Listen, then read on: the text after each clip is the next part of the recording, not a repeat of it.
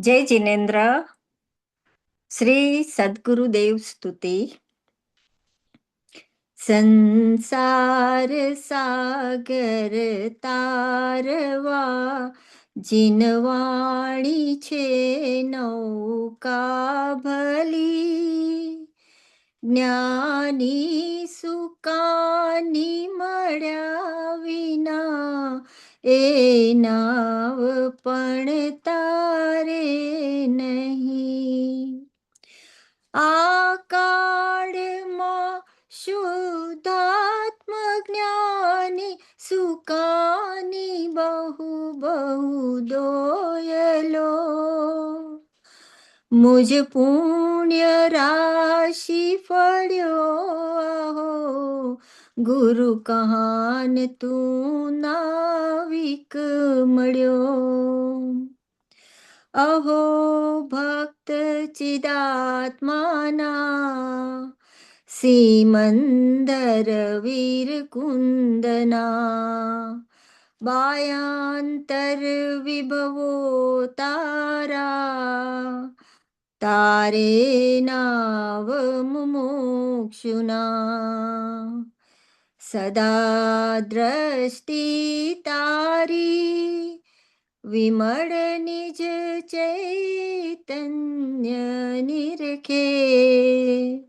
અને જ્ઞપ્તિ માહી દર્વ ગુણ પર્યાય વિલસે. નિજાલંબી ભાવે પરિણતિ સ્વરૂપે જઈ બળે. નિમિત્તો વહેવારો ચિદગન વિશે કાંઈ ન મળે. હૈયું સત સત જ્ઞાન જ્ઞાન દબકે ને વજ્રવાણી છૂટે. જે વજ્રે સુમુમુક્ષુ સત્વ ઝળકે. પરદ્રવ્યના તો તૂટે. રાગ દ્વેષ રૂચે ન જંપ ન વળે. ભાવેન્દ્રિમાંશમાં ટંકોત્કીર્ણ અકંપ જ્ઞાન મહિમા. હૃદયે રહે સર્વદા. નિત્ય સુધા ઝરણ ચંદ્ર તને નમું. કરુણા અકારણ સમુદ્ર તને નમું. હે જ્ઞાન પોષક સુમેઘ તને નમું. આદાસના જીવન શિલ્પી તને નમું. આદાસના જીવન શિલ્પી તને નમું. ઊંડી ઊંડી ઊંડેથી સુખ નિધિ સતના વાયુની તે વહંતી. વાણી ચિન્મૂર્તિ તારી ઉર અનુભવના સૂક્ષ્મ ભાવે ભરેલી. ભાવો ઊંડા વિચારી અભિનવ મહિમા ચિત્તમાં લાવી લાવી. ખોયેલું રત્ન પામું મનરથ મનનો પૂરજો શક્તિશાળી. ખોયેલું રત્ન પામું મનરથ મનનો પૂરજો શક્તિશાળી. જય જિનેન્દ્ર. बहुत सुंदर कोकिला बहन। आज हमारे प्रोग्राम में बहुत हम भाग्यशाली हैं कि हेमंत भाई बता रहे हैं। तो हेमंत भाई, आपका स्वागत है।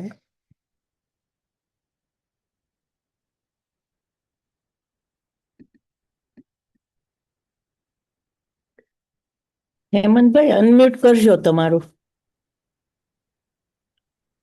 આઈપેડ. જ્યોત્સનાબેન, आपका आपका हाँ वीडियो ऑन कीजिए। और वीडियो तो ऑन है कुशल जी, लेकिन ऑन है, मुझे हाँ उनका वीडियो ऑन है ज्योत्सनाबेन के अंदर। अच्छा जैसे में ओके, आ गया अभी। अच्छा, अभी स्पॉटलाइट कर दीजिए उनको तो। हाँ मैं करता हूँ। ज्योत्सना बहन का है क्या? अच्छा हाँ, ज्योत्सनाबेन के नाम पे है। अच्छा अच्छा, बहुत सुंदर, थैंक यू। मैं तो देख रहा था, मुझे मिला नहीं। ना ना कोई बात नहीं। जय जिनेन्द्र। जय जिनेन्द्र।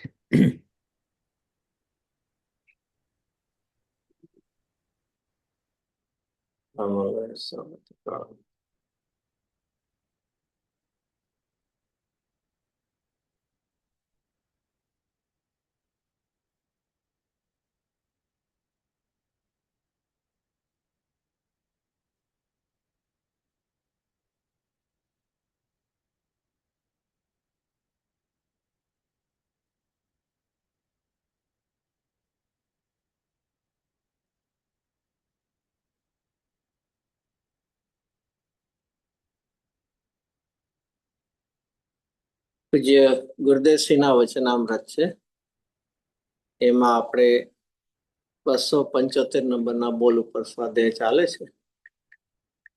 એમાં બીજો પ્રશ્ન આપણે ઉપર ચાલતા હતા કે આવી સ્વાનુભૂતિ પ્રાપ્ત કરવા જીવે શું કરવું, એના ઉપર થોડો વિષય ચાલ્યો હતો. અને એમાં ગુરુદેવશ્રીએ સમયસારની 144 ગાથા ઉપરથી વાત લીધી હતી કે પહેલા શું કરવું, કે સ્વાનુભૂતિની પ્રાપ્તિ કરવા માટે જ્ઞાન સ્વભાવી આત્માનો ગમે તેમ કરીમાં વધારે શું એનું બતાવો છે, કોઈ પણ રીતે કથમપી કે પુરુષાર્થ કરીને બીજા બધા વિકલ્પો કે બીજા છોડીને હવે સ્વભાવ તરફની રુચિનું બળ લગાવીને ઉપયોગને વારંવાર એમાં લગાડીને એ કરીને દ્રઢ નિર્ણય કરવો. હજી સમ્યક નિર્ણય નથી થયો, પણ હવે પહેલા કેવો થાય છે, દ્રઢ નિર્ણય થાય છે. અને દ્રઢ નિર્ણય એવો છે કે એ ધારામાં રહેતા રહેતા પોતે પ્રત્યક્ષપણામાં પહોંચી જાય. જેમ ઓલું આવે છે ને, ગુરુદેવના 3 બોલ આવે છે ને, હું પરમાત્મા છું એમ નક્કી કર, પછી નિર્ણય કર, અને પછી અનુભવ કર. એમ 3 છે ને. એ નક્કી કરવામાં શું આવે છે, નક્કી કરવામાં એ જીનવાણી અથવા ગુરુવાણીથી એમાં એમની સાથેના સંબંધ. પછી નિર્ણય કરવામાં પોતાના મનથી પોતાની સ્વાધીનતા આવી. એ રીતે એટલે મન તો છે સાથે, ઓલામાં એક શું છે, ભાઈ નિમિત્તના કે જેને કહીએ 5 લબ્ધિમાં 10ના લબ્ધિથી એ નક્કી કર્યું તારે હું એમ નહીં, પણ હું પરમાત્મા છું. એમાં પણ એક પોતાનો શું હોય છે, શ્રદ્ધાના વિશ્વાસ અને જ્ઞાનનો સાથે વિવેક. શ્રદ્ધામાં શું વિશ્વાસ છે, હું પરમાત્મા છું એવું પોતાના આશ્રયભૂત અવલંબનભૂત તત્વની વાત છે. અને સાથે સાથે જ્ઞાનમાં શું છે, વર્તે છે કે હજી સ્વભાવે હું પૂર્ણ હોવા છતાં પર્યાયમાં હજી અપૂર્ણતા છે એવો વિવેક. એ રીતે શ્રદ્ધામાં જેવું છે એવું એકાંતે જો જ્ઞાનમાં આવી ગયું તો શું થશે, હું પરમાત્મા છું એવું અત્યારના કે પર્યાયમાં હું પરમાત્મા છું એવું જો આવી જશે તો શું થશે, તો સ્વચ્છંદતા, જેને નિશ્ચયાભાસ કહે છે, એ સ્વચ્છંદતા છે, નિશ્ચયાભાસ. એટલે સાથે સાધનામાં કોણ કામ કરે, શ્રદ્ધા કામ કરે, એકલી શ્રદ્ધા કામ કરે, એકલું જ્ઞાન કામ કરે, કે બે સાથે હોય છે. બે સાથે હોય છે, શ્રદ્ધામાં ને જ્ઞાનમાં. એ બંનેનું કાર્ય પોતે આગળ વધતા. તો હું પરમાત્મા છું એમ તું પેલા જીનવાણી ગુરુવાણી થી પેલા શું કરે નક્કી કર. તેમાં હજી એટલું પરાધીન. પછી તું તારાથી પેલા શું છે એના મનના સંગમાં શું કરજે નિર્ણય કરજે. પણ એ નિર્ણય પણ કેવો છે? હજી મનના સંબંધે હોવાથી એ પરોક્ષ છે, અનુમાન છે, એમાં પ્રત્યક્ષપણું નથી. અને જ્યાં સુધી પ્રત્યક્ષપણું નહીં થાય ત્યાં સુધી શું થશે? પ્રત્યક્ષપણું નહીં થાય જ્ઞાનમાં ત્યાં સુધી એને વેદન નહીં આવે. પ્રત્યક્ષ જ્ઞાન સાથે એને એના પ્રયોજનભૂત આનંદનું વેદન આવશે. એટલા માટે પેલું એક જ્ઞાની ગુરુના વાણીથી જીનવાણીથી એનો પેલા નક્કી કરવું છે, પછી નિર્ણય કરવો છે, અને પછી અનુભવ સુધી પહોંચવું. તો અહીંયા પેલું એ રીતે કરવું છે, કરીને દ્રઢ નિર્ણય કરવો. ખાલી નિર્ણય નથી લખ્યો. શું લખ્યું છે? દ્રઢપણે. હજી વિકલ્પાત્મકમાં પણ એક પરલક્ષી જ્ઞાનમાં અનુમાન જ્ઞાનમાં પણ જો એની દ્રઢતા નથી, નિશ્ચિતતા. એક નિશ્ચિતતાની શા માટે જરૂર હોય છે? નિસંગપણાની નિશ્ચિતતાની શા માટે જરૂર? સમ્યક દ્રષ્ટિનો પહેલો 8 અંગ છે ને, એમાં સૌથી પહેલો કયો છે? નિસંગ છે. એવી રીતે જ્ઞાનમાં પણ કઈ એવું આવે નિસંગપણું? જ્ઞાનમાં કઈ હા, તેના 3 દોષથી રહિત હોય છે, વિપર્ય અને વિભ્રમ, એવા 3 દોષથી. અને એ ઇઝ મોર એસેન્શિયલ. શા માટે છે? શ્રદ્ધામાં પણ નિસંગતા, જ્ઞાનમાં પણ નિસંગતા. કારણ કે ચારિત્રમાં તે વિના કોઈ દી શરૂઆત નહીં થાય. શ્રદ્ધા જ્ઞાનની નિસંગતા વગર જ્યારે આપણામાં એકદમ ફૂલી કોન્ફિડન્સ હશે ને, તો એ એક્શનમાં આપણે જશું. આ રસ્તો સાચો છે એવું નિશ્ચિતપણે થશે તો આપણે એના તરફ ચાલશું. નહીં તો શું હશે? ચારિત્રનું પણ મન થાય. અને એ બી એક શબ્દો આવે છે 17-18 ગાથામાં. બાળ ગોપાળ પહેલાની વાત છે. એમાં એમ આવે છે કે પ્રથમ આત્માને જાણવો, પછી એનું શ્રદ્ધાન કરવું. શું શ્રદ્ધાન? કે આમાં જ નિસંગ પણ ઠરવાથી મને મોક્ષની પ્રાપ્તિ થાય. એવા શબ્દ આજ રાજા છે એમને આમાં દ્રષ્ટાંત સાથે સિદ્ધાંતમાં પણ છે. એમાં 17-18 ગાથા છે. એમાં કે આમાં શ્રદ્ધાનમાં આવે છે કે આમાં જ ઠરવાથી મને ચારિત્ર થશે અથવા મોક્ષ. એરી શબ્દ. તો આખા શ્રદ્ધા જ્ઞાનની નિસંગતા વગર ચારિત્રનો પુરુષાર્થ નહીં થઈ શકે. અહીંયા પેલું એ નિર્ણય. હવે એ જે આખો જે નિર્ણય કર્યો છે આત્માનો, જ્ઞાન સ્વભાવી આત્માનો નિર્ણય, એમાં કોણ કોણ સાથે સાથે અભ્યાસ હોય છે, કોણ નિમિત્ત પણ સહાયભૂત હોય છે? એટલે એમાં કે પેલું તત્વજ્ઞાનનો નિર્ણય. અને હવે તત્વજ્ઞાનમાં કેટલા ભેદો આવે છે? આપણે ત્યાં સુધી પહોંચ્યા હતા કાલે. એમાં પેલું શું આવ્યું હતું? દ્રવ્યનું સ્વયંસિદ્ધ સત્પણું અને સ્વતંત્રતા. દરેક દ્રવ્ય સ્વતંત્ર છે, દરેક દ્રવ્ય સ્વયંસિદ્ધ છે. દરેક કોઈ પણ દ્રવ્ય કાલે લીધું તો એક પ્રદેશી પરમાણુ કે કાલાણુ હો કે અનંત પ્રદેશી આકાશ હો, દરેક પદાર્થ કોઈના ઉપર આધારિત નથી. દરેક દ્રવ્ય સ્વતંત્ર છે. એવું ના કે જળ છે એને કાંઈ ખબર ન પડે એટલે કાંઈ. જળ છે એટલે શું? એટલે એને કાંઈ પરિણામ ન હોય ને. તો શું જળને ની ક્યાં કઈ ખબર છે? જળ છે કાંઈ ખબર ન હોય એટલે એનું પરિણામ ન હોય. એનું પરિણામ બીજો કરાવે.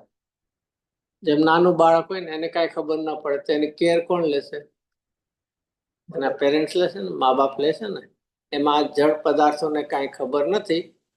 જળ છે એટલે કાંઈ ખબર નથી અને એટલે એનું પરિણામ બીજો કરે છે ને. બરોબર સિક્વન્સ છે ને? કેમ એમાં શું ખોટું છે? જીવનમાં જળ છે એટલે જ્ઞાનનો અભાવ છે, પરિણામનો અભાવ નહીં. ફરક શું છે? એ જળ છે, અચેતન છે. એનો અર્થ શું થયો? એમાં જ્ઞાનનો અભાવ. પણ જ્ઞાનનો અભાવ એટલે પરિણામનો અભાવ, એવો કોઈ અર્થ નહીં. એટલી સ્વતંત્રતા જો સિદ્ધ થશે ને તો કમસે કમ અનુમાન જ્ઞાનમાં પણ પરદ્રવ્યના કર્તૃત્વપણાનો અભિપ્રાય છૂટી જશે. એમાં આખો દી બહિર્મુખ વૃત્તિ શું કામ રહેશે? કારણ કે પડદ્રવ્યમાં ફેરફાર કરો છે, એમાં કઈ બદલાવ કરો છે, એવા અભિપ્રાયમાં ભણતી બહિર્મુખતામાં જ રહે છે. તો એટલું કર્યા પછી હવે આપણે એટલું લીધું હતું, વિશ્વની અંદર શું છે? કાં તો કોઈ દ્રવ્ય છે, કાં તો કોઈ ગુણ છે, અને કાં તો પર્યાય. પર્યાય. એનું જ બીજું નામ ઇક્વલ ટુ કોઈ ઉત્પાદ રૂપ છે, કોઈ વ્યય રૂપ છે, અને કોઈ દ્રવ્ય રૂપ. કાલે આપણે લીધું હતું કે દ્રવ્ય અને ગુણ બે કાયમ ટકતા છે, નિત્ય છે, સ્થિર છે, તેને એક જ નામ શું આપી દીધું? દ્રવ્યપણું. અને પર્યાય કેવી છે? પલટતી છે. તો પલટવામાં શું થાય છે? એક જાય છે, નવું થાય છે, નવું થયેલું બીજા સમયે જાય છે અને થાય. તો આ રીતે હવે એક રીતે લઈ, ઉત્પાદ વય એક સમયમાં હોય કે બે સમયમાં? આમ તો ત્રણેય છે, ઉત્પાદ હોય, દ્રવ્ય એક જ સમયમાં હોય. તો દ્રવ્ય તો સદાય છે, એટલે એનો તો પ્રોબ્લેમ નથી. ઉત્પાદ અને વ્યય એક સમયમાં હોય કે બે સમયમાં? એક સમયમાં. બરોબર. જે પર્યાય ઉત્પન્ન થાય છે એ જ સમયે વ્યય પામે છે. બરોબર ને? ફરીથી હું કહું છું એટલે હાજ પાડી દઉં. પર્યાય જે સમય ઉત્પન્ન થાય છે એ જ સમયે વ્યય થાય છે. બરોબર. એટલે અડધા સમય ઉત્પન્ન થાય ને અડધા સમયે વ્યય થાય. એમ જ છું ને? એક જ સમયમાં ઉત્પાદ વ્યય પ્રૂવ. હું ઉત્પાદ વ્યય વાત કરીએ, બધું મને નો આગળ વધુ ખબર પડે. पिछले पर्याय का व्यय. હા હા, તો એક પર્યાય ઉત્પન્ન થાય ને બીજી હા તો એક જ સમયમાં છે ને, તો એમ કે ભલે અસ્તિ નાસ્તિ લ્યો તમારી. હા એ બોલો, સાંભળ્યું મેં. શું છે બોલો? ઉત્પાદ વય એક જ સમયમાં કે બે? એક જ સમયમાં એક પર્યાય ઉત્પન્ન થશે અને બીજી પર્યાય જે હશે એનો વ્યય થશે. આપણે જેમ અંધકારું થાય ને અજવાળું થાય એવી રીતે સાથે થાય એમ. હા, એટલે એક જ સમયમાં પર્યાયનું ઉત્પન્ન થવું અને એ પર્યાયનું વ્યય થવું. બરોબર. બરાબર. તો પછી સમયના તમે ભેદ પાડશો ને તમે? ના, એમાં ભેદ પડે નહીં, સાથે જ થાય એક સાથે. નહીં પણ એક જ પર્યાય એક સાથે કેવી? જો સાથેમાં છે ને બે લેવા, અથવા તો એક જ સમયમાં તમે કયો સાથે સાથે એક સમયમાં સાથે ઉત્પાદ હોય કીધું. બે જુદી ક્રિયા છે ને, ઉત્પન્ન થવું અને વ્યય થવું છે. અને એક જ સમયમાં માનશો તો તમારે સમયના ભેદ પાડવા પડશે, તો ઉત્પાદ વ્યય પ્રૂવ કરવા પડશે. पिछले पर्याय का व्यय, नई पर्याय का उदय. આમાં છે ને ક્યારે આપણે છે ને થોડી વ્યાખ્યા નથી શીખતા. ઉત્પાદની વ્યાખ્યા શું છે? ખાલી પર્યાયનું ઉપજવું નથી, અને વ્યય એટલે ખાલી પર્યાયનો વ્યય અભાવ થવો એમ નથી લખ્યું. નવી પર્યાય અને પૂર્વ પર્યાય બે શબ્દો છે. શું છે? ઉત્પાદ વ્યય જોવા છે તો તમારે બે પર્યાય જોવી પડશે, પૂર્વ પર્યાયનો વ્યય અને નવી પર્યાયનો ઉત્પાદ. એટલે આખો ફરક પડતો હોય છે આમાં, કારણ કે સમયના તો ભેદ પાડી શકતા નથી તમે. ક્યારેક એવું ને, સિદ્ધ ભગવાન એક સમયમાં ક્યાંથી ક્યાં જાય છે? સિદ્ધ ભગવાન થાય સિદ્ધ. સિદ્ધ ક્યાં થાય? મધ્યલોકમાં કે ઉર્ધ્વલોકમાં? સોરી, આવું બધા પ્રશ્નો તો કોઈને પૂછવાના. આ સબ્જેક્ટમાં નથી ચાલતા ને. સિદ્ધ ભગવાન ઉર્ધ્વલોકમાં થાય છે ને? મધ્યલોકમાં થાય, ત્યાં જાય, સિદ્ધશિલા પર જાય. થાય છે મધ્યલોકમાં, રહે છે ઉર્ધ્વલોક. શું થાય છે? નહીં તો અહીંયા મધ્યલોકમાં કોઈ નિર્વાણ ક્ષેત્ર જ ન હોતો. થાય છે નેચરલી, થાય છે મધ્યલોકમાં, પણ રહે છે ઉર્ધ્વલોક. હવે ઈ 7 રાજુ જતા કેટલો સમય લાગે? કેટલો સમય? એક સમય. તો 7 રાજુ જતા એક સમય થાય, તો 3.5 રાજુ જતા કેટલો સમય થાય? અડધો સમય. બરોબર ને? મેથ્સ પ્રમાણે તો આવું જ થાય ને. તો સમયના ભેદ પાડશો ને આપણે. હવે જીવનમાં છે ને બધું છે ને, આપણા સ્થૂળ જ્ઞાન બહુ એપ્લાય નહીં કરવું. જીનવાણીમાં આપણું છે ને, જેને કહે ને ગતાગમ ન પડે ને ત્યારે બંધ થઈ જવું, એમાં લખ્યું એ સ્વીકારી લેવું. એમાં આ તેના છે લોયર થઈને મેડિકલમાં માથું મારે, ડોક્ટર છે એ બધું બીજામાં માથું મારે. આપણું એટલું છે, જેટલું ન્યાયથી સિદ્ધ થાય એટલું સ્વીકારવું. બાકી જો ન્યાયમાં જ બધું તર્કથી જ બધું સિદ્ધ થઈ જશે તો તર્ક એ અનુમાન છે, એ પરોક્ષ જ્ઞાન છે. તો પછી કેવળ જ્ઞાન, પ્રત્યેક જ્ઞાન માટે કઈ બાબત. બિયોન્ડ અવર તર્ક, અનુમાનથી કઈ વસ્તુ સ્વરૂપ રહેલું છે. તો અહીંયા ફરીથી આપણે લેવું તો ઉત્પાદ ભાઈ એક જ પર્યાયના જો લેવા તો પહેલા સમય ઉત્પાદ છે અને બીજા સમય વ્યય છે. એક જ પર્યાયમાં ઉત્પાદ વ્યય જો એપ્લાય કરવા છે આપણે તો પહેલા સમય શું થાય છે? ઉત્પન્ન થાય છે અને બીજા સમયે વ્યય થાય. અને નહીતર પર્યાયનો સમય એક સમય આપણે ગણીએ છીએ પર્યાયનો, તો આ રીતે છે. હવે એક જ સમયમાં ઉત્પાદ વ્યય જો સિદ્ધ કરવા છે તો બે પર્યાય લેવી પડશે, કે પૂર્વ પર્યાયનો વ્યય અને નવી પર્યાયનો ઉત્પાદ. તેની પણ વ્યાખ્યા પણ હોય છે. તો ચલો અહીંયા આપણે ફરીથી કે આખા વિશ્વની અંદર આ રીતે જોતા શીખવા જેવું શું છે? કાં તો દ્રવ્ય, કાં તો ગુણ અને કાં તો પર્યાય. અને એમાં પર્યાયનો પલટતો છે તેના માટે ઉત્પાદ વ્યય લીધા અને દ્રવ્યમાં ગુણ અને દ્રવ્ય બે આવી ગયા. તો એનો પણ એને નિર્ણય. હવે એમાંથી આપણે શું લેવાનું છે? નવ તત્વનું સાચું સ્વરૂપ. આમાં જે છે જગતની અંદર જે દ્રવ્ય રૂપે લઈએ તો શું કેવા છે? અહીંયા કેવા છે? નવ તત્વમાં વિચાર કરીએ તો દ્રવ્ય રૂપના કેટલા તત્વો છે? બે, જીવ અને અજીવ. એમાં અજીવ લઈને શું સિદ્ધ કરવું હતું? આમ તો કે ભાઈ 6 દ્રવ્યો છે. વિશ્વમાં કેટલા દ્રવ્યો છે? 6 જ દ્રવ્ય છે વિશ્વમાં. જીવ અજીવ ભૂતગલ अपेक्षा 6 बाकी 6 प्रकार के हैं. जाति अपेक्षा है, यो तो असंख्य है। અનંત છે, અસંખ્ય हाँ, નથી. यो तो अनंत है। સંખ્યા એ અનંત છે અને જાતિ અપેક્ષા અથવા ડિવિઝન એટલે કેટેગરી માટે 6 છે. અને 6 દ્રવ્ય ક્યારથી છે? ક્યારથી છે? અનાદિ. બસ આમ સીધું જવાબ જ ન હોય એટલે અનાદિ જ કહી દેવું સીધું. એમાં પેલા ઘણા હતા, પછી ધીરે ધીરે એક્સટિંક્ટ બધા થતા ગયા ને. અત્યારના ને नहीं, પક્ષીની બધા એક્સટિંક્ટ થતા નથી ગયા, એવું આવે છે ને સાયન્સમાં. થાય છે કે નહીં એવું? નહીં હજી. હા, નહીં નહીં, અહીંયા સાયન્સ કહે છે ને પક્ષીઓ બધા પેલા હતા ઘણા, બધા એની જાતો થઈ ગઈ ને. એ રીતે દ્રવ્યો કેટલા હતા? પેલા ઘણા હતા અને હવે ઓછા થતા થતા કેટલા રહી ગયા છે? 6 રહી ગયા છે. नहीं, नहीं। હા, પેલા માણસ નતા, ખાલી વાંદરા જ હતા બધું. એવું નહીં. सर्वदा से 6 हैं. જો દ્રષ્ટાંત આપીને તો કહું છું ને, હું કઈ એમને તો નથી કહેતો ને. પેલા બધા ઘણા જ હતા, બધા પશુઓ તો હશે. ચાલો પશુ બધા આવે એ વાત ને. ઓલો કેવા થયા બધા ડાયનેસોર ને, એવા તો નથી ને હવે. પેલા હતા ને તો થઈ ગયા ને ઓછા. એવી રીતે દ્રવ્યો કેટલા હતા? ઘણી જાતના હતા. હવે કેટલા રહી ગયા છે? 6 રહી ગયા છે. ના ના, ઘણા હતા. એમાંથી ધડ એક્સટિંક્ટ થતા ગયા, બધા છૂટતા ગયા. સંખ્યા અપેક્ષાએ વાત કરો છો ગણો. ઘણી જાતિ અપેક્ષાએ 6, સંખ્યા અપેક્ષાએ અનંત. એના એ જ રહેશે. ભલે એક્સટિંક્ટ થાય તો બીજામાં આવી જાય, પણ અનંત સંખ્યા તો એ જ રહેશે. જીવનમાં છે ને, ફરીથી વાત છે, જો એમાં કાંઈ જ વધઘટ હોત સંખ્યામાં એટલે કેટેગરીમાં પણ, તો એનો અર્થ છે કે અત્યારના આપણને કોઈને સમ્યક દર્શન ન થવું જોઈએ, સમ્યક જ્ઞાન ન થવું જોઈએ. કારણ કે એ તો પહેલાના સમ્યક જ્ઞાનમાં ને આપણા સમ્યક જ્ઞાનમાં પહેલાના તો એ બધો ફરક પડવા મળે. તો કઈ એવું નથી.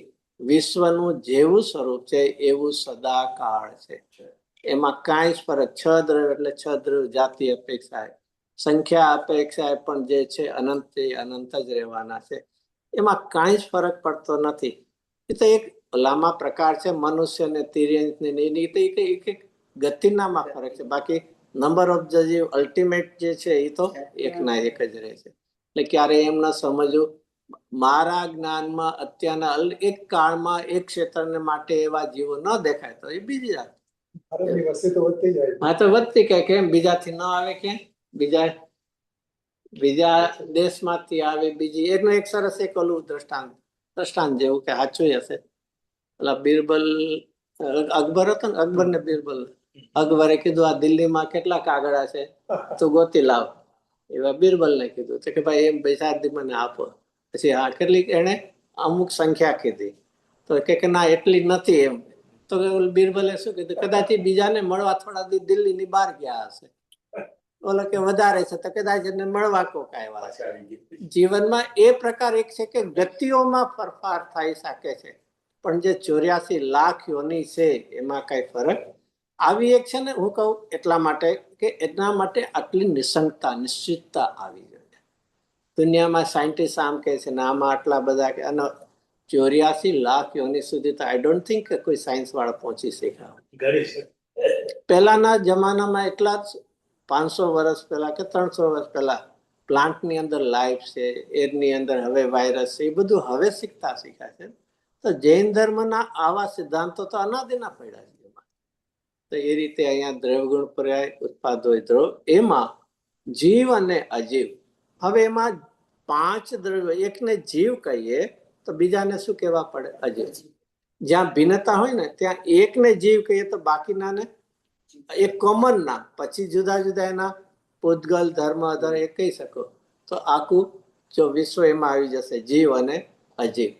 હવે એમાં જીવની પર્યાયના ડિવિઝન આપણને આપ્યા, કારણ કે મારી પર્યાય જે બદલાવ કરવો છે, તો મારી જેવી એક જૈન ધર્મમાં સાધના, આરાધના કરીને જેવું ભૂતકાળ છે એવું જ વર્તમાન કરવું છે, અને જેવું વર્તમાન છે એવું જ ભવિષ્ય જોવે છે. શું જોવે? જેવું મારો ભૂતકાળ ગયો એવો જ વર્તમાન જોવે છે, અને જેવું વર્તમાન છે એવું જ ભવિષ્ય જોવે છે. શું કરવું છે?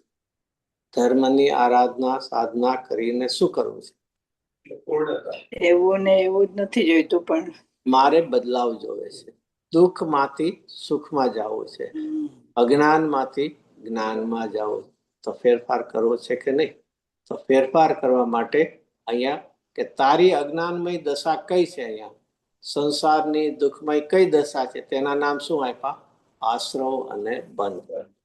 એક એને કર્મથી સમજાવે છે, બાકી તો ખરેખર પોતાના રાગ દ્વેષમાં ઉભા થાય એનું નામ શું છે? આશ્રવ છે. અને આશ્રવથી શું થાય છે? બંધ. જેનું છડાળામાં દોલતરામજીભાઈ એક બોટના દ્રષ્ટાંત, નાવના દ્રષ્ટાંતથી સુંદર રીતે આપણને બતાવ્યું કે છિદ્ર પડે નૌકામાં તો શું થાય છે? પાણી આવે છે, ભરાવા માંડે છે, આવે છે, આવી છે. અને જો વયું જતું હોત તો કોઈ પ્રોબ્લેમ નહોતો, પણ તો આવે છે અને શું થાય છે? ભરાય છે ત્યારે પ્રોબ્લેમ છે. પાણી આવીને બીજા કોઈ સિસ્ટમ એવું રાખ્યું હશે તો નીકળી જાય બહાર, તો કઈ જ વાંધો નહીં. એમ અહીંયા રાગ દ્વેષમાં આવે એ કર્મ એક ક્ષેત્ર બંધાય છે, રહે છે, તો કોઈ રહે છે તો પ્રોબ્લેમ છે. એમને આવીને વયા જતા હોય, જેમ સામાન્ય રીતે કોઈ ગેસ્ટ આવે અને 2 કલાકમાં વયા જવાના હોય તો કેટલી ચિંતા રહે, કેટલી ચિંતા રહે. પણ આવે છે અને 2-3 દિવસ રોકાવાના છે તો શું થશે? એમ અહીંયા એ કર્મો આવે છે, એટલે રાગદ્વેષ આવે છે, અને પાછા એનાથી જીવ સંસારમાં રખડે છે, બંધાય છે. આ એની ચિંતા છે. તો 2 તત્વો થયા, આશ્રવ અને બંધ. હવે એની સામે હવે આમાં આપણે એને પાણી બોટની અંદર આવે છે તેનો ઉપાય શું છે? ન આવે એનો શું ઉપાય છે? કે એ છિદ્રને બંધ કરો તમે. તો છિદ્રને બંધ કરવો તેનું નામ છે આશ્રવનો વિરોધી કોણ છે? સંવર છે. આવતા જે કર્મો આવે છે એ નિમિત્તથી છે, બાકી પોતાના રાગ દ્વેષને, મોહને અટકાવવા એનું નામ શું છે? સંવર. અને સંવરની બીજી વ્યાખ્યા મોક્ષ માર્ગની શરૂઆત, શુદ્ધતાની શરૂઆત. કોઈ પણ કાર્યની પૂર્ણતા પહેલા શું હોય છે? શરૂઆત હોય છે. શરૂઆત પછી શું હોય છે? એ મધ્ય, વૃદ્ધિ, અને પછી એની શું હોય? પૂર્ણતા. પ્રારંભ, શરૂઆત છે, પછી વૃદ્ધિ છે, અને પછી પૂર્ણતા. તો એ જે આશ્રવ છે એને અટકાવે તેનું નામ શું છે? સંવર. અને જે બોટની અંદર ઓલરેડી પાણી છે એને હવે કાઢવું છે, તો ઉલેચવું છે. તો કેવી રીતે ઉલેચશું? ઉલેચવામાં બહુ ટાઈમ લાગશે. એની કરતા એક સાથે કાઢવું હોય તો શું કરવું? નહીં, એક સાથે. એ તો ધીરે ધીરે નીકળવું. એક સાથે પાણી તો કઈ એક કોઈ કરવા જેવું નથી. એ તો ઊંધું વાળશું બધા ડોળ. તો એ ધીરે ધીરે કાઢવા, અને ધીરે ધીરે કાઢવા તો એ એની સામે ધીરે ધીરે કાઢે છે. એ નિજરા છે. એક દેશ બંધનો અભાવ. ધીરે ધીરે બંધનો અભાવ, અને એ રીતે નવો બંધ થતો નથી. બંધાયેલો છે એ છૂટતો જાય છે, તો અંતે શું થાય છે? પાણી વગરની નૌકા થાય તો તેનું નામ બંધથી રહિત મોક્ષ કહેવાય છે. આ રીતે આ 5 પર્યાયની આપણને અહીંયા 9 તત્વો છે, એમાં પુણ્ય પાપ એડ કરીએ તો 9 થશે. અને એ રીતે 9 તત્વો જે આપણે વિચાર કરીએ તો પુણ્ય અને પાપ ઇકોના ડિવિઝન છે? આશ્રવના. આશ્રવમાં કોણ આવશે? પુણ્ય કે પાપ? દોનો આવશે. હજી કઈક સુધારો કરવો હોય? પુણ્ય અને પાપ કોના ડિવિઝન છે? જો ફરીથી આશ્રવ છે ને, એની એક વ્યાખ્યા શું છે? બંધનું કારણ, એનું નામ આશ્રવ છે. તો જો પુણ્ય આશ્રવ હોય તો બંધ પણ પુણ્ય બંધ થશે, અને પાપ આશ્રવ છે તો પાપ બંધ પણ થશે. એટલે પુણ્ય પાપ બેયના ડિવિઝન છે. આશ્રવના પણ ડિવિઝન છે અને આશ્રવ બંધના પણ ડિવિઝન. તો આ રીતે પુણ્ય પાપ ઇન્ક્લુડ કરીને જો બોલવા હોય તો એમ પણ બોલી શકાય છે: જીવ અજીવ, પાપ આશ્રવ, પુણ્ય આશ્રવ, પાપ બંધ, પુણ્ય બંધ, અને સંવર નિદ્રા મોક્ષ. આ રીતે તો પણ 9 આવશે. અને પુણ્ય પાપ જુદા કરીને, જેમ સમયસાના અધિકારમાં, તો પુણ્ય પાપ જુદા દેખાડીને પછી આશ્રવ અને બંધ, સંવર નિદ્રા. તો આ રીતે એમાં 7 તત્વો જો લઈએ તો એમાં ઓપોઝિટ જો લેતા જઈએ તો કેટલા ગ્રુપ પડે છે? 7 તત્વો. પુણ્ય પાપ સમાવી લેવાના આશ્રવમાં અને બંધમાં. ઓપોઝિટ જો લઈએ તો કેટલા ગ્રુપ બને? 7. કેટલા બને? 7માં ઓપોઝિટ 2 લેવાના. 4. ક્યાં ક્યાં બોલો? જીવ ને અજીવ. હા, ચાલો એક ગ્રુપ જીવ અજીવ, તો નેચરલી ઓપોઝિટ જ હોય. હા, પછી આશ્રવ ને બંધ. ઈ કઈ ઓપોઝિટ થોડી છે, ઉલટાને એકબીજાને મળતા છે. ઓલો આશ્રવ કરે તો બંધ થાય, તો ઉલટાનું મેળવાળા છે, ઓપોઝિટ તો નથી. આશ્રવ નિદ્રા. આપણે જે 5 કીધા એમાંથી ઓપોઝિટ તો 3 થાય. હા, કારણ કે મોક્ષ આશ્રવ અને સંવર. આશ્રવ અને સંવર. સામ સામે બબ્બે લેવાના. હા, તો હવે 5માં કરો છે. ઓલા તો જીવ ને હજી બહુ નેચરલ છે. 5 એટલે સંવર સાથે આશ્રવ આવે અને નિર્જરાની સામે બંધ આવે. એટલે તો મોક્ષ રહી ગયો. તો પછી ના, મોક્ષ. બંધ અને મોક્ષ 3 થયા. તો જ ફરીથી આશ્રવની સામે કોણ આવ્યું? સંવર. Very good. આશ્રવને અટકાવે એ સંવર. પછી બંધની સામે, નિર્જરા. તો પછી મોક્ષની સામે અને અને મોક્ષ તો તે એક એકલો રહ્યો. એની ને સંસાર. સંશય એવો તો તત્વ નથી. આપણે જીવ. ના, એ જીવનો, જીવને મોક્ષ તો બે સુમેળવાળા છે. નહીં, એક ઓડ રહી ગયો ને. ફિગર 1 7 છે એટલે એક તો ઓડ રહી જાય ને. જો એ રીતે વિચારવું, એક દેશ બંધનો અભાવ, એનું નામ નિજરા છે, અને સર્વદેશ બંધનો અભાવ એ મોક્ષ છે. માટે બંધની સામે 2 આવશે. થઈ ગયા ને? તો આશ્રવની સામે સંવર, બંધની સામે એક દેશ બંધનો અભાવ નિજરા, અને સર્વદેશ બંધ. તો આ રીતે એક વસ્તુની વ્યવસ્થા છે. એ રીતે તો અહીંયા આ બધો અભ્યાસ કરવો પડશે પૂર્વ ભૂમિકામાં. કોઈ કે ક્યાં સુધી ન કરો? અરે ભાઈ, ક્યાં સુધી કરવું એટલે એક શોભસમ તારી પાસે હોય એ પ્રમાણે કરજે. તારો ઉપયોગ તારે ટકવાનો. એક આ તત્વ અભ્યાસ કરીને તારા ઉપયોગને ક્યાંય ભટકાવતો નહીં. બાકી કેટલો કરવો કે નહીં, તારના સ્વભાવની અનુભૂતિમાં જો ઉપયોગ જાતો હોય ને, તો ક્યાંય ભેદમાં રહેતો જ નહીં. પણ ન્યા ઉપયોગ જાતો ન હોય ને બીજે ક્યાંય ભટકતો હોય, તો કમસે કમ આવા તત્વનો અભ્યાસ તું કરજે. અને એનું કન્ક્લુઝન ક્યાં લઈ જજે? જ્ઞાન સ્વભાવી આત્માનો શું કરી લેજે? નિર્ણય સુધી. નક્કી તો ઓલરેડી પેલો સ્ટેજ વહી ગયો, નિર્ણય કરવાના સ્ટેજ. અને એ નિર્ણયની એટલી દ્રઢતા કરજે કે ઉપયોગ અંતર સન્મુખતામાં, જેને કઈ પુરુષાર્થની ગતિ, વીર્યનું બળ, એ વિકલ્પાત્મક નિર્ણયમાંથી પણ એક નિર્વિકલ્પ અનુભૂતિમાં લે. અહીંયા આ બધા વિષય શેના માટેના છે? કે ઉપયોગ ક્યાંય ગમાવતો નહીં, તારા ઉપયોગને આમાં ને આમાં વધારે રહે એના માટેનો છે. તો અહીંયા 9 તત્વનું સાચું સ્વરૂપ હવે એનાથી આગળ આમ તો ટોડરમલજી પ્રકાર લીધા છે ને, સૌથી પહેલું કયું લીધું છે? દેવ શાસ્ત્ર ગુરુનું યથાર્થ શ્રદ્ધા. એનાથી પછી આગળ શું લીધું છે?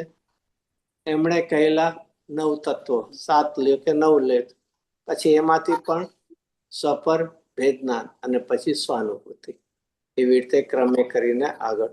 એમાં અહીંયા પણ પહેલા પાયાના સિદ્ધાંતો કરીને પછી શ્યાં આગળ જવાનું છે? જીવ અને શરીરની તદ્દન ભિન્ન ભિન્ન ક્રિયાઓ. આ ખાસ કેમ લીધું છે? જીવ અને શરીર, બીજીની કેમ ન લીધું? એક રીતે વિચાર કરે, આપણને ભેદનાન કરતા આવડે છે કે કરીએ છીએ? આપણે ભેદનાન કરીએ છીએ કે કરતા આવડે છે? બેમાંથી આવડે છે કે આવડે છે? પેલા તો આવડે છે, નથી આવડતું, નથી કરતા આપણે.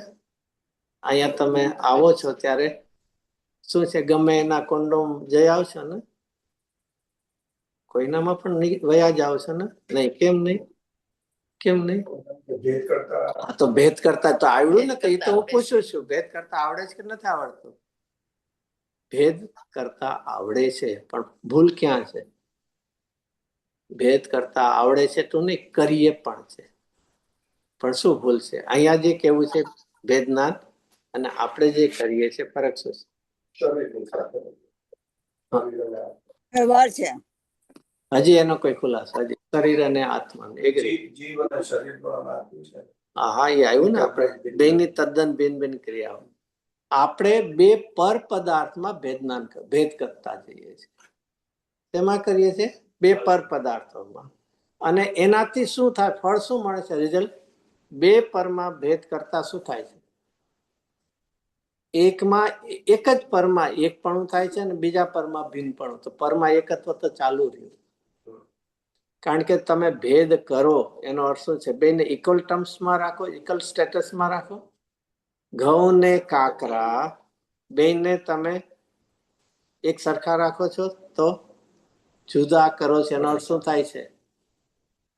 ઘઉં વીણવા વખતે શું કરવા છે? ઘઉં કાકરા બે ફેંકવા છે કે બે રાખવા છે? ઘઉં રાખવા છે ને કાકા? પેલા હું કહું, એમાં બે ફેંકવા છે કે બે રાખવા છે? એક રાખવાનું છે ને એક ફેંકવાનું. જો બે ફેંકવાતા તો જુદા શું કામ કરો છો? અને બે ને રાખવાતા તોય શું કામ જુદા?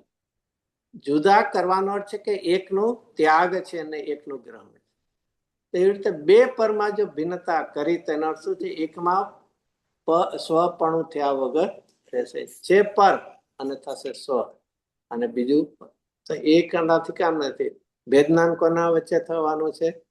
પહેલું તો સ્વપર વચ્ચે, એનાથી આગળ વધીએ તો સ્વભાવ અને વિભાવ વચ્ચે, એનાથી આગળ વધીએ તો હું પર્યાય જેટલો નથી, એક ગુણ ભેદ જેટલો નથી, હું પરિપૂર્ણ થતો. આખી વાત ચાલતી. અહીંયા પેલા શરૂઆતમાં છે ને ગુરુદેવે આ બે દ્રવ્યની ભિન્નતાની વાત લીધી. જીવ અને શરીરની પાછી શબ્દ શું છે? તદ્દન ભિન્ન ભિન્ન ક્રિયાઓ. અહીંયા આમાં એક કઈ વિશેષ ગુરુદેવ લીધું? જીવની ક્રિયા સ્વ પર દ્રવ્યની વાત ન લીધી. કોની લીધી? જીવ અને શરીરની તદ્દન ભિન્ન ભિન્ન ક્રિયાઓ. બે દ્રવ્ય તો જુદા છે, બે દ્રવ્યની ક્રિયાઓ પણ, એનું પરિણમન પણ, એની પર્યાયો પણ કેવી છે? જુદી છે. એક આપણા અભિપ્રાયમાં આવું જ પડ્યું છે. જીવ અજીવ કે હા જુદા છે, પછી શરીરનું કામ કરતા કે હું જ કરું ને. જો અભિપ્રાયમાં શું છે? દ્રવ્યની ભિન્નતા માને છતાં એની પર્યાયનું કરવાનું તો અભિમાન રહી જાય. તો અહીંયા કે બે દ્રવ્યની ભિન્નતા એમ નહીં, બેની ક્રિયાઓ પણ કેવી થાય છે?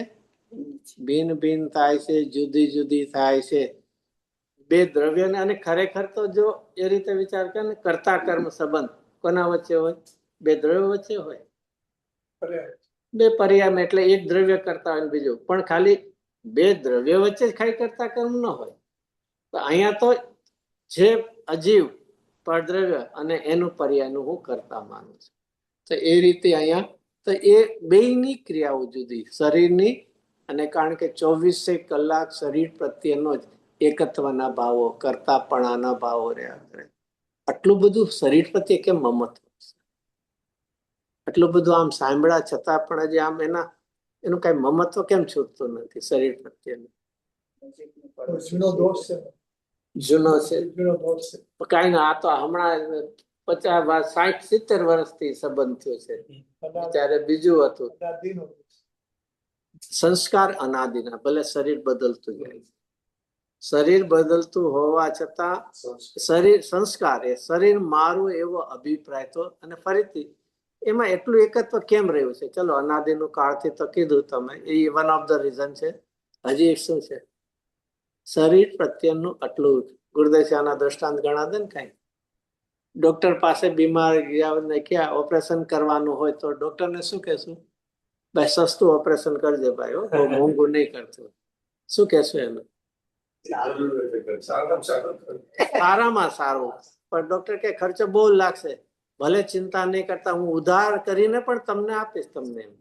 તો આટલું બધું એકત્વ શું કામ? આટલું બધું એકત્વ શું કામ?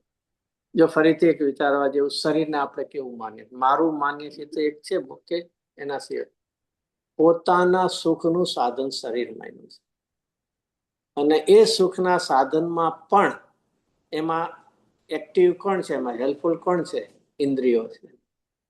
તો ફરીથી સુખ ક્યાં માન્યું છે? 5 ઇન્દ્રિયના વિષયોમાં, સ્પર્શ, રસ, ગંધ. અને એમાં એની સાથેનું જોડાણ કરવામાં કોણ નિમિત્ત બને છે? ઇન્દ્રિયો. અને ઇન્દ્રિયો ક્યાં છે? શરીરમાં.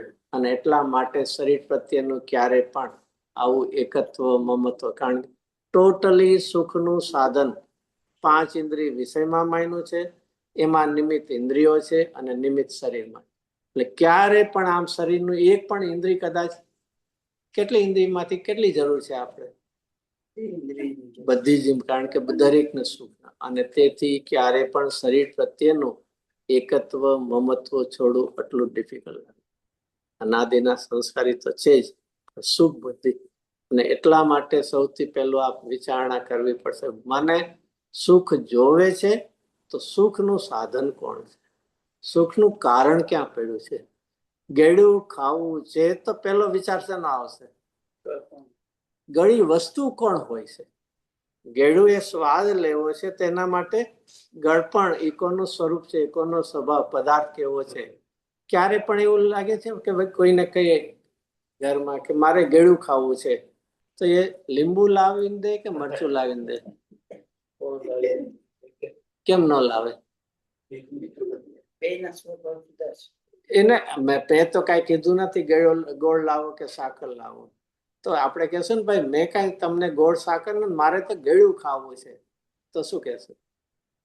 લેનાર અને માંગનાર, દેનાર છે અને બેયને ખબર છે કે જો ગળ્યું જ તારે જોવું છે તો ગળ્યો પદાર્થ તારે ગોતું. એમ અહીંયા મારે સુખ જોવે છે તો સુખ કોનામાંથી? પદાર્થ તારે ગોતું. અત્યાર સુધી ક્યાં ગોતીએ છીએ આપણે? પરદ્રવ. એટલે શું? જેમાં સુખ નો હોવાનો કોઈ શક્યતા છે. ક્યારેક તો મળશે, ક્યારેક આટલા વખત ન મળ્યું તો એકાદ હજી લેટેસ્ટ ટ્રાય વન્સ મોર કરે. જો એમાં સુખ હોત પરદ્રવ 5 ઇન્દ્રિયના વિષયોમાં, તો અનંતકાળ કેમ લાગ્યો? એનો અર્થ છે કે જ્યાં છે ત્યાં ગોતતા નથી અને નથી ત્યાં ગોતીએ. આ મોટા મોટું.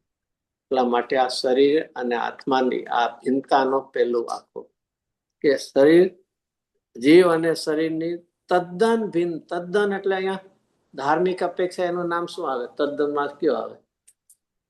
ધાર્મિક માં શું નામ આવે તદ્દન માટે? પૂજા કરીએ. તદ્દન. તદ્દન. તદ્દન ભિન્ન ભિન્ન ક્રિયા. તદ્દન ભિન્ન ભિન્ન માટે. તદ્દન ભિન્ન ભિન્ન માટે. અત્યંત અભાવ. અભાવ કદાચ નામ સાંભળ્યા હશે ને? 4 પ્રકારના અભાવ હોય છે. અભાવ સાંભળ્યા છે નહીં? અત્યંત અભાવ. જેવી રીતે હૈયાતી, ભાવ એટલે હૈયાતી અને અભાવ એટલે અભાવ એટલે નોન એક્ઝિસ્ટન્સ.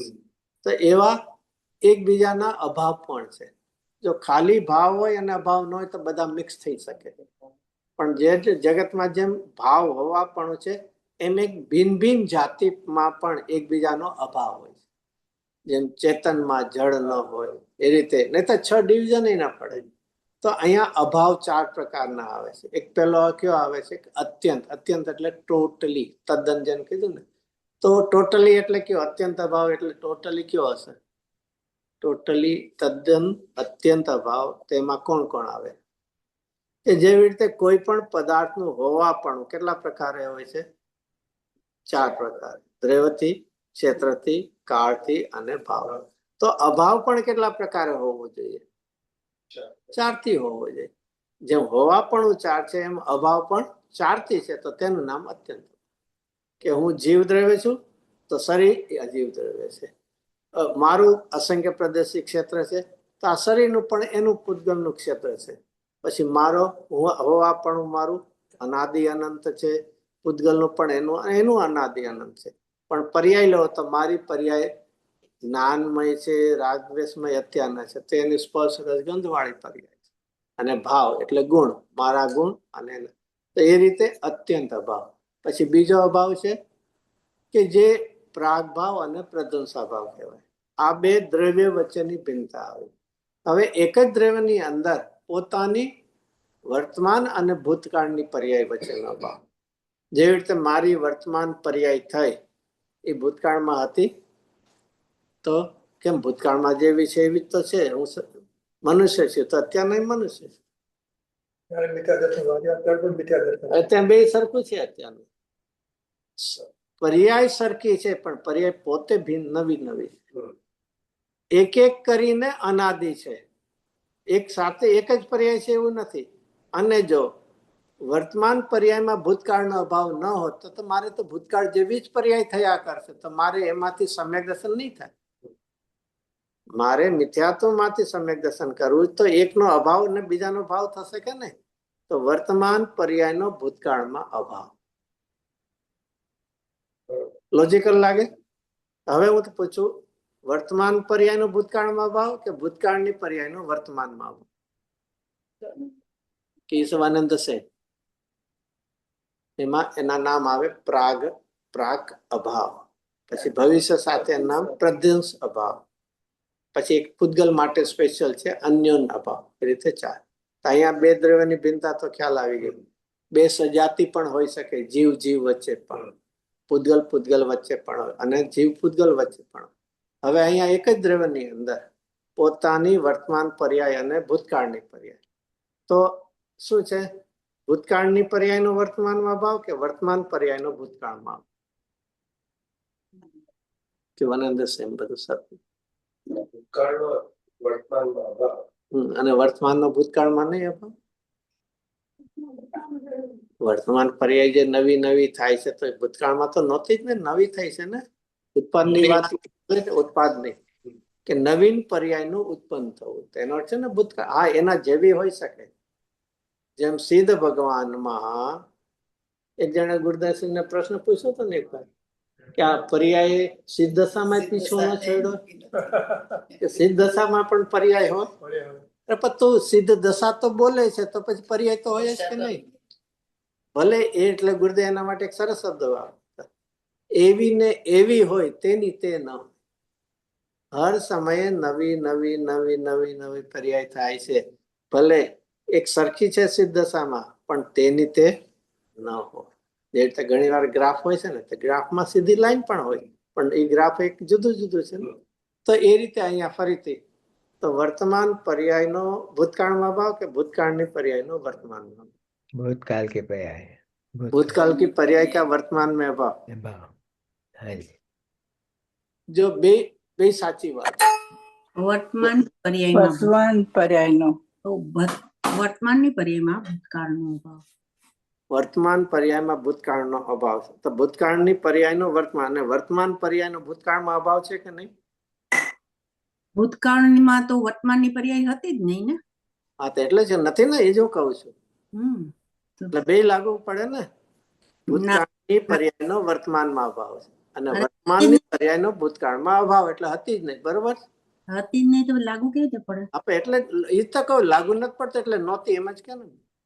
ભૂતકાળની પર્યાય વર્તમાન ભૂતકાળમાં નહોતી. જો આમાં એક વાત સમજવા જેવું છે, વ્યાખ્યામાં એમ વર્તમાન પર્યાયનો ભૂતકાળમાં અભાવ એમ કહીને શું સિદ્ધ કરવું છે કે તું વર્તમાનમાં નવી પર્યાય ઉત્પન્ન કરીશ. ભૂતકાળનો વર્તમાન એ તો વાત પૂરી થઈ ગઈ એનું, પણ હવે આપણે કામ શેમાં કરવું છે? વર્તમાનમાં. એટલે તું એ હર સમય વિચારજે વર્તમાનમાં મારે જે પર્યાય કરવી છે થઈ શકે છે. એમાં ભૂતકાળને મિથ્યા અનાદિથી ચાલે છે એટલે કરવું જ પડે, કમ્પલ્સન નથી. એટલે વર્તમાન પર્યાયની એવી સ્વાધીનતા માટે આપણે વર્તમાનથી વિચાર, વર્તમાન પર્યાયનો ભૂતકાળમાં અભાવ છે. એનો અર્થ શું થયો? કે વર્તમાનમાં મારે જે પર્યાય કરવી છે હું કરી શકું છું. એનું નામ શું કહેવાય? પ્રાગ ભાવ કહેવાય. અને વર્તમાન એવી જ રીતે ભવિષ્યમાં અભાવ. એનો અર્થ શું થયો?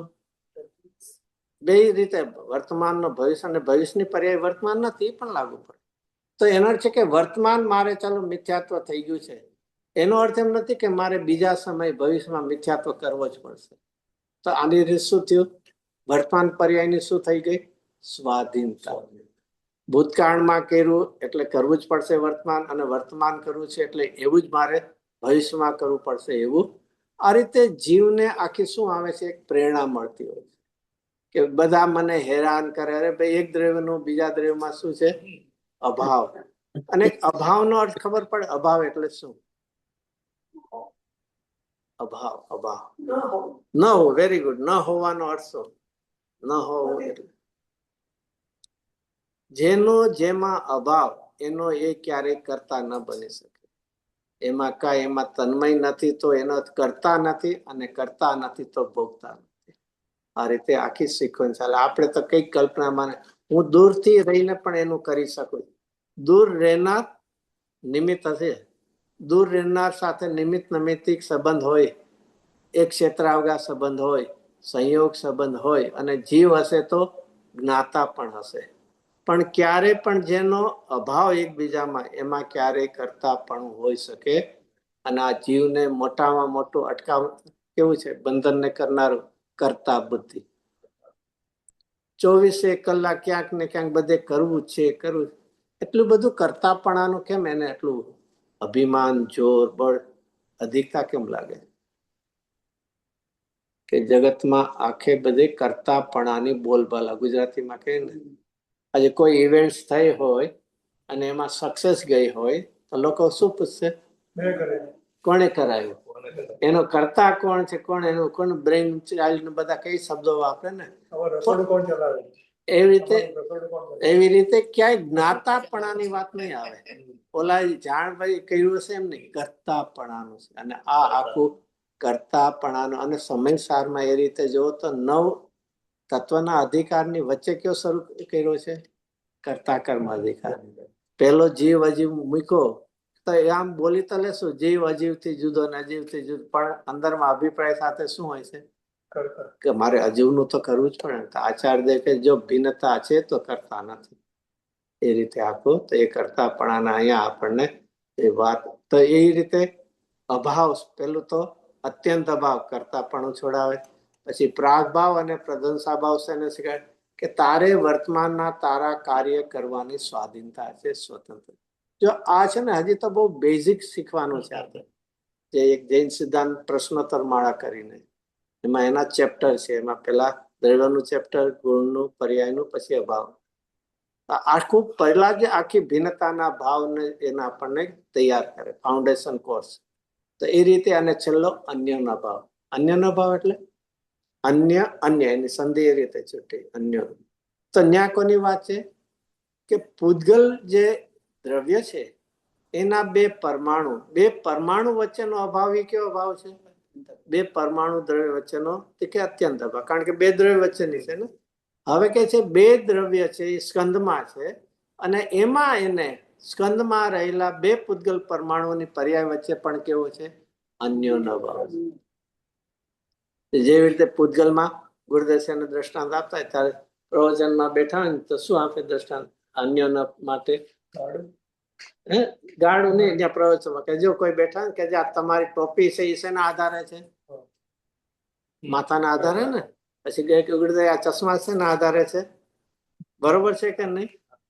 તો કે નહીં, બે પર્યાય એ ભલે સ્કંદમાં છે, આ સ્કંદ છે ને, તો બે સ્કંદ છે એમાં પણ એક સ્કંદને આધારે એક નથી. અરે એક સ્કંદમાં પણ બે પરમાણુ છે, એની પર્યાયોમાં પણ શું છે? અન્યોન અભાવ છે. એકબીજાના આધારે જૈન દર્શન અહીંથી ત્યાં સુધી લઈ જાય છે. તો આખું આ એ અભાવ એ રીતે. તો અહીંયા આપણે તો ફરીથી ક્યાં આવ્યા છે? તો જીવ અને અજીવની તદ્દન ભિન્ન ભિન્ન ક્રિયા. એટલે મારે તો એના ભિન્ન ભિન્ન ક્રિયા, બે દ્રવ્ય વચ્ચેની તો છે જ, પણ અહીંયા તો એક જ દ્રવ્યમાં ભૂતકાળ ને વર્તમાન, અને વર્તમાનનું પાછું ભવિષ્ય. એટલે વર્તમાનની ભૂતકાળ સાથે અને વર્તમાનનું. અને આ રીતે તારે આરાધના કરવી હોય તો હર એક સમયે ઓપોર્ચ્યુનિટી થાય. તો આ રીતે ભિન્ન ભિન્ન ક્રિયાઓ, અને ખાસ ક્રિયાઓ પણ શબ્દ ક્રિયા બેનું કાર્ય જુદું છે, બેની પર્યાય જુદી છે. એમ નતા ક્રિયા લખી. ક્રિયા શું કામ લખ્યો શબ્દ? ગુરુદેવે શું કામ કીધું હશે? ક્રિયા શું કામ? નહીં તેમ કીધું બેના કાર્ય જુદા, બેની પર્યાય જુદી છે, દશાઓ જુદી છે. ક્રિયાઓ શું કામ લખ્યું? જેવી રીતે આ ટેબલ અહીંયા પડ્યું છે, અહીંયા પડ્યું છે ત્યારે મારે કાંઈ નથી કરવું, પણ જ્યારે મને એને થોડુંક દૂર કરવું હોય ત્યારે તો મારું કામ પડે છે કે નહીં? નહીં. અહીંયા પડેલું છે ત્યાં સુધી મારી કોઈ જરૂર નથી, પણ એને જેને કે ક્ષેત્રાંતર થોડુંક દૂર કરવું છે ત્યારે એ દૂર કરવું શું થયું? સ્થિરમાંથી ગતિ, ઈ ક્રિયા થઈ પલટો. ત્યારે તો આપણી જરૂર પડે કે નહીં? નિમિત્તની જરૂર પડે. હા, નિમિત્ત. એટલે નિમિત્ત ન હોય તો એ ન કરી શકે ને, કારણ કે એનામાં કાર્ય કરવાનું સામર્થ્ય નથી. નિમિત્તથી થાય. હા, નિમિત્ત જ થાય ને, એની મેળે થોડી ખસશે. થઈ ગયું ને. આ પૂતગલમાં ક્ષેત્રાંતર થવાની તાકાત છે કે નહીં? છે ક્રિયાવર્તી શક્તિ છે એને. છે કે નહીં? છે. કે પછી આપણે એ બધું લખેલું છે ક્રિયા, એમ તો બધું પ્લાન લખેલું એમ નહીં, આપણે લોજિકલી એમાં છે. એમાં જો આ બધા જવાબ સમયસારમાં જોતા હોય તો છે, કર્તા કર્મ અધિકારમાં છે. એક સરસ એમણે આપ્યું આચાર્ય દેવે. પહેલા પ્રશ્ન પૂછે, તારે બીજાનું કામ કરવું છે ને, એનું પરિણામ બદલાવવું છે ને, તો આચાર્ય દેવ એને પ્રશ્ન પૂછે, ત્યારે કયા દ્રવ્યનું તારે કાર્ય કરવું? પરિણામ એમાં શબ્દ આપ્યો છે. એ સ્વયં એનું પરિણામ કરવાની તાકાત છે એવા દ્રવ્યની, કે જેના પરિણામ કરવાની તાકાત ન, એનું તારે કામ કરવું? કોનું કરવું? ચલો જવાબ આપો. મારે પડદ્રવ્ય પૂતગલનું અથવા પૂતગલને અથવા કોઈ પણ પડદ્રવ્યનું કાર્ય કરવું. એ પડદ્રવ્ય કેવું છે? સ્વયં પરિણામી છે કે સ્વયં અપરિણામી? પરિણામતું જ નથી. કેવું? કોનું કરવું? સ્વયં પરિણામી. અચ્છા, સ્વયં પરિણામી છે એનું મારે કામ કરવું છે, એમ ને? નહીં. આ તો એના જેવું થયું, સાકરને ગળી કરવા માટે હું ચાસણીમાં મૂકું છું. શું થયું? સ્વયં જો પરિણામી છે તેને બીજાની શું જરૂર છે? તો કે ના ના, અને જો અપરિણામી છે તો તું એને શું પરમાવી શકે? શક્તિ છે જેનો સામર્થ્ય છે એને બીજાની જરૂર નથી, અને શક્તિ સામર્થ્ય નથી તો બીજો એને કરી દેતો. આટલું સિમ્પલ લોજિક થી આપણને. તો આ ટેબલ છે, પૂતગલ છે, એનામાં ગતિ કરવાની અને ગતિપૂર્વક સ્થિર થવાની બે શક્તિ એનામાં છે. તો શું છે? તમારે નિમિત્ત તો થવું કે નહીં? સારું, ચાલો. જગતમાં નિમિત્ત કેટલા છે? સો મેની છે ને? ઘણા છે ને? કે બધા નિમિત્ત જ છે? બધા જગતમાં નિમિત્ત કેટલા છે? જગતમાં કોઈ જ નિમિત્ત નથી. બધા પોતાનું કાર્ય કરનારા ઉપાદાન છે. નિમિત્તની ચર્ચા ક્યારે આવે? ઘડો બન્યો નથી તો ક્યાં આરોપ આવે. તમે નિમિત્ત કહેશો?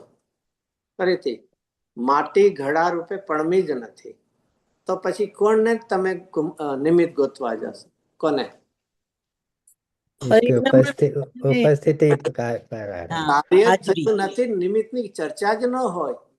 કાર્ય થયા પછી એ કાર્ય થવામાં કોને નિમિત્ત કહેવાય? અનુકૂળ જે હોય એને નિમિત્ત કહેવાય.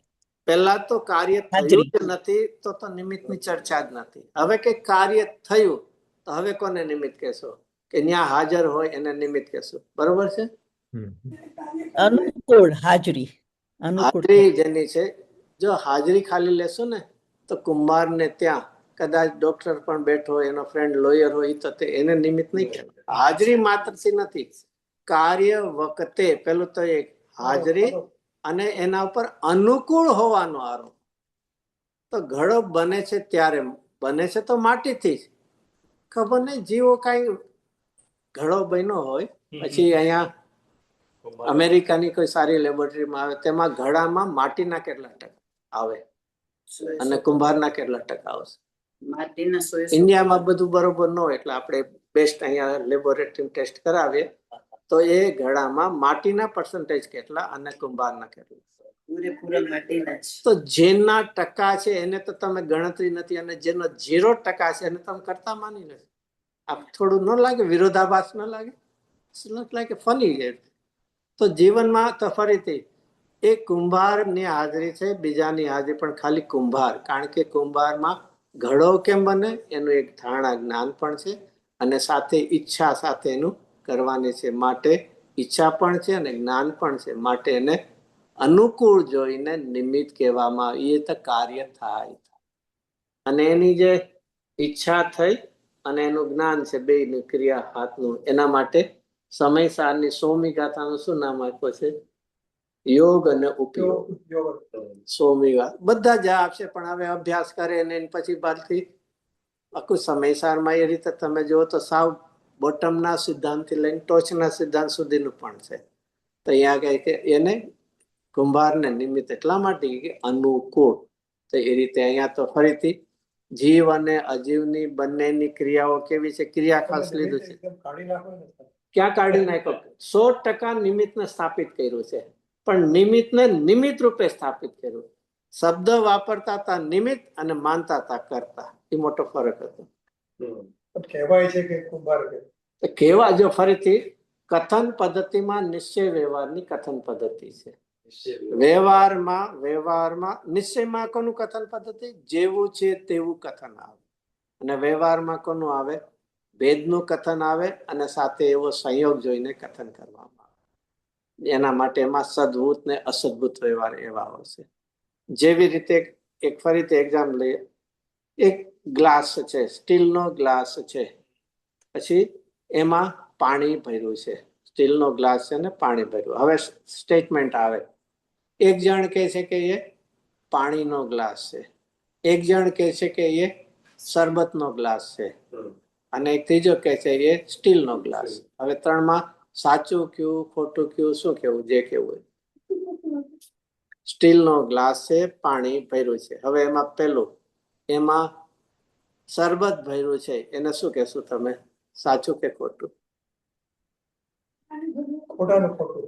ખોટા. એટલે એનું તો કોઈ પ્રશ્ન જ નહીં, એની ઉપર ઉપચાર ન લાગુ પડે, વ્યવહાર પણ નહીં લાગુ પડે. હવે એ સ્ટીલનો ગ્લાસ છે, એ એમ કે છે તે શું હશે? સાચું કે ખોટું? સાચું જ છે. શા માટે સાચું છે? 100%નું. એમાં કોઈ બીજો ઉપચાર નથી, જેવું છે એવું છે. હવે પાણીનો ગ્લાસ કે એ શું? સાચું ખોટું? કે એ એકચ્યુઅલી તો જો શબ્દથી લેશો તો તમે એ ખોટું જ, કારણ કે પાણીનો કોઈ દી ગ્લાસ હોઈ શકે જ નહીં. પણ હવે સમજાવવા માટે, કહેવા માટે, શબ્દ પ્રયોગ માટે એ પાણીનો સંયોગ છે એટલે પાણીનો કહેવાય. એના શરબતનો કહેવું તો કહેવા માત્ર પણ નથી. અહીંયા હજી તમે એટલો સંયોગ જોઈને કહી શકો છો કે પાણીનો ગ્લાસ. એક માત્ર કેવું છે? સમજાવવા માટે છે. અને નિશ્ચય છે એ શું છે? યથાર્થ હકીકત માટે. એ શૈલી હોય છે, કારણ કે સમજાવવા માટે આવા પ્રકાર એ બનતા હોય છે. પણ ભૂલ શું થાય છે? આપણે સમજાવવા માટે કહેલું એને રિયાલિટીમાં આપણે માની લઈએ. એ આખો મોટો ફરક. જેમ ઓલું શું છે? નિમિત્ત હતું અને નિમિત્તને શું માની લીધું? કરતા માની લીધું છે. એ મોટું. તો અહીંયા પેલું જીવ અને શરીરની તદ્દન ભિન્ન ભિન્ન ક્રિયાઓ થાય. તદ્દન ભિન્ન ભિન્ન ક્રિયામાં શું લેશો આપણે? ચલો આપણે કદાચ ગુરુદેવના આવા પ્રશ્નો આવેલા છે ગુરુદેવના લાઈફની અંદર. સંપ્રદાયમાં હતા ત્યારની વાત કરું. ગુરુદેવને સંપ્રદાયમાં હતા ત્યારે એક શેઠિયા, ગુરુદેવ નામ લેતા જ ઘણી વાર, દામોદર શેઠ દામનગરના. એ બહુ કે તમે બહુ ઉપાદાનનું કહો છો ભિન્નાન, તો આપણે એમ કરીએ કે 51% જીવ ના રાખીએ ઉપાદાનના, અને 49% રાગ થવામાં કર્મના. આપણે કોમ્પ્રોમાઇઝ કરી લઈએ. સારી હતી ને પ્રપોઝલ? સારી હતી ને? તમે આટલું બધું જીવનું કહો છો તો ગુરુદેવ શું જવાબ આપ્યો હશે? 100% ઉપાદાન. તમે કર્મના નિમિત્ત રૂપના હું કામ 49 100% રાખો ને? નિમિત્તના 100% એનામાં હયાતીમાં, અને જીવનો પોતાનો અપરાધ છે, દોષ છે, એમાં જીવના 100 શું કામ ભાઈના ઉપાદાનના પોતાના ઉપાદાનના 100% છે, નિમિત્ત રૂપના 100%. શું કામ? પણ ક્યારે પણ આ જ રીતે જો ભિન્નતા નહીં ખ્યાલ આવે તો ફરીથી પડદ્રવ્યો તરફની વૃત્તિ અંદરમાં આવવાની જ નથી. અને ગુરુદેવસિંહને એટલે એ રીતે ખાસ ટોટલી ગુરુદેવસિંહના પ્રવચનોમાં કઈ બે વાત મુખ્ય, દોસ્ત અનેક પ્રકારના છે પણ બે મુખ્યતા જોઈએ તો નિમિત્ત ઉપાદાન નિમિત્ત. ગુરુદેવ કહેતા ને 5 સિદ્ધાંત: ઉપાદાન, નિમિત્ત, નિશ્ચય, વ્યવહાર અને ક્રમબદ્ધ.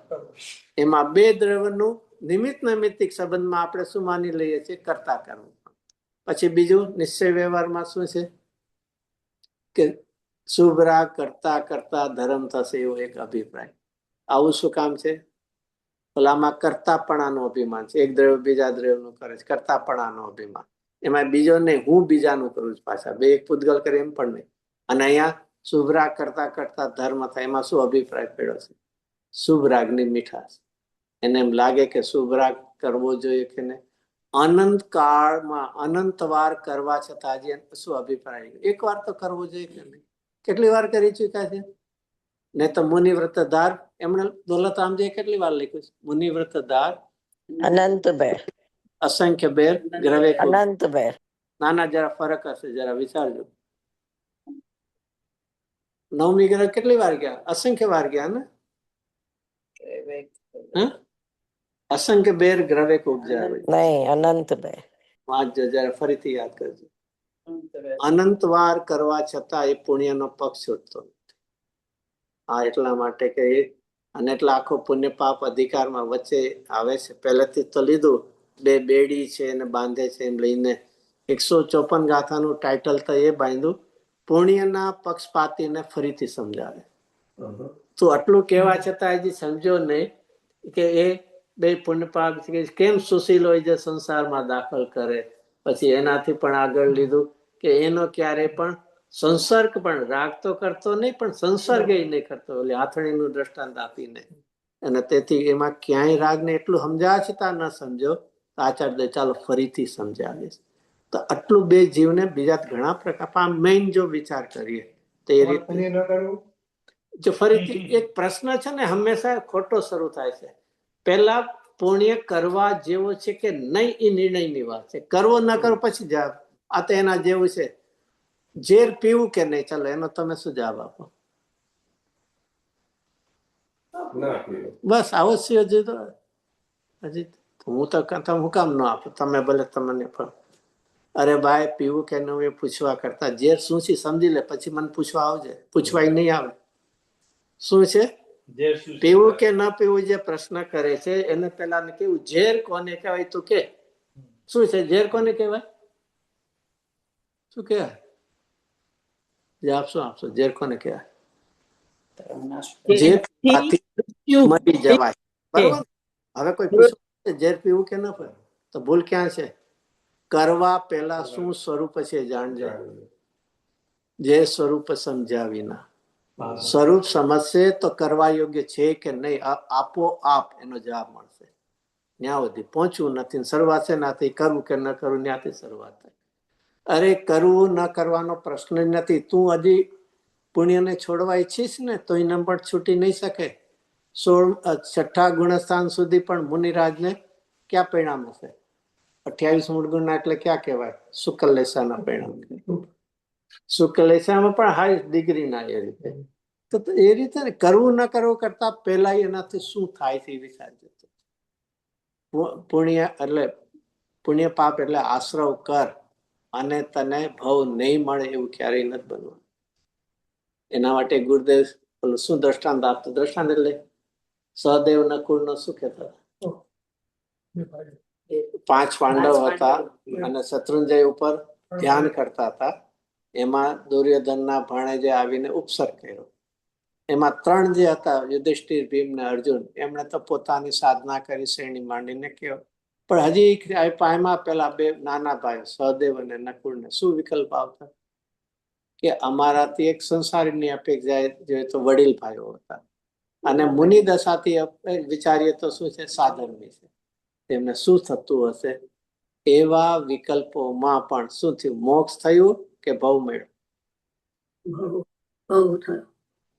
ફરીથી આવા વિકલ્પમાં પણ મુનિ દશા છે, બધા છઠ્ઠે સાતમે ઝૂલે છે, અને આવો પણ એક વિકલ્પ રહી ગયો તો મોક્ષ કેટલું દૂર થઈ ગયું? તદ્ભવ મોક્ષ ન ગયા. કેટલું થઈ ગયું? સર્વાર્થ સિદ્ધિનું, એટલે કે 33 સાગર તો મિનિમમ. પછી તો પાછા મનુષ્ય થશે ને થશે ત્યારની વાત.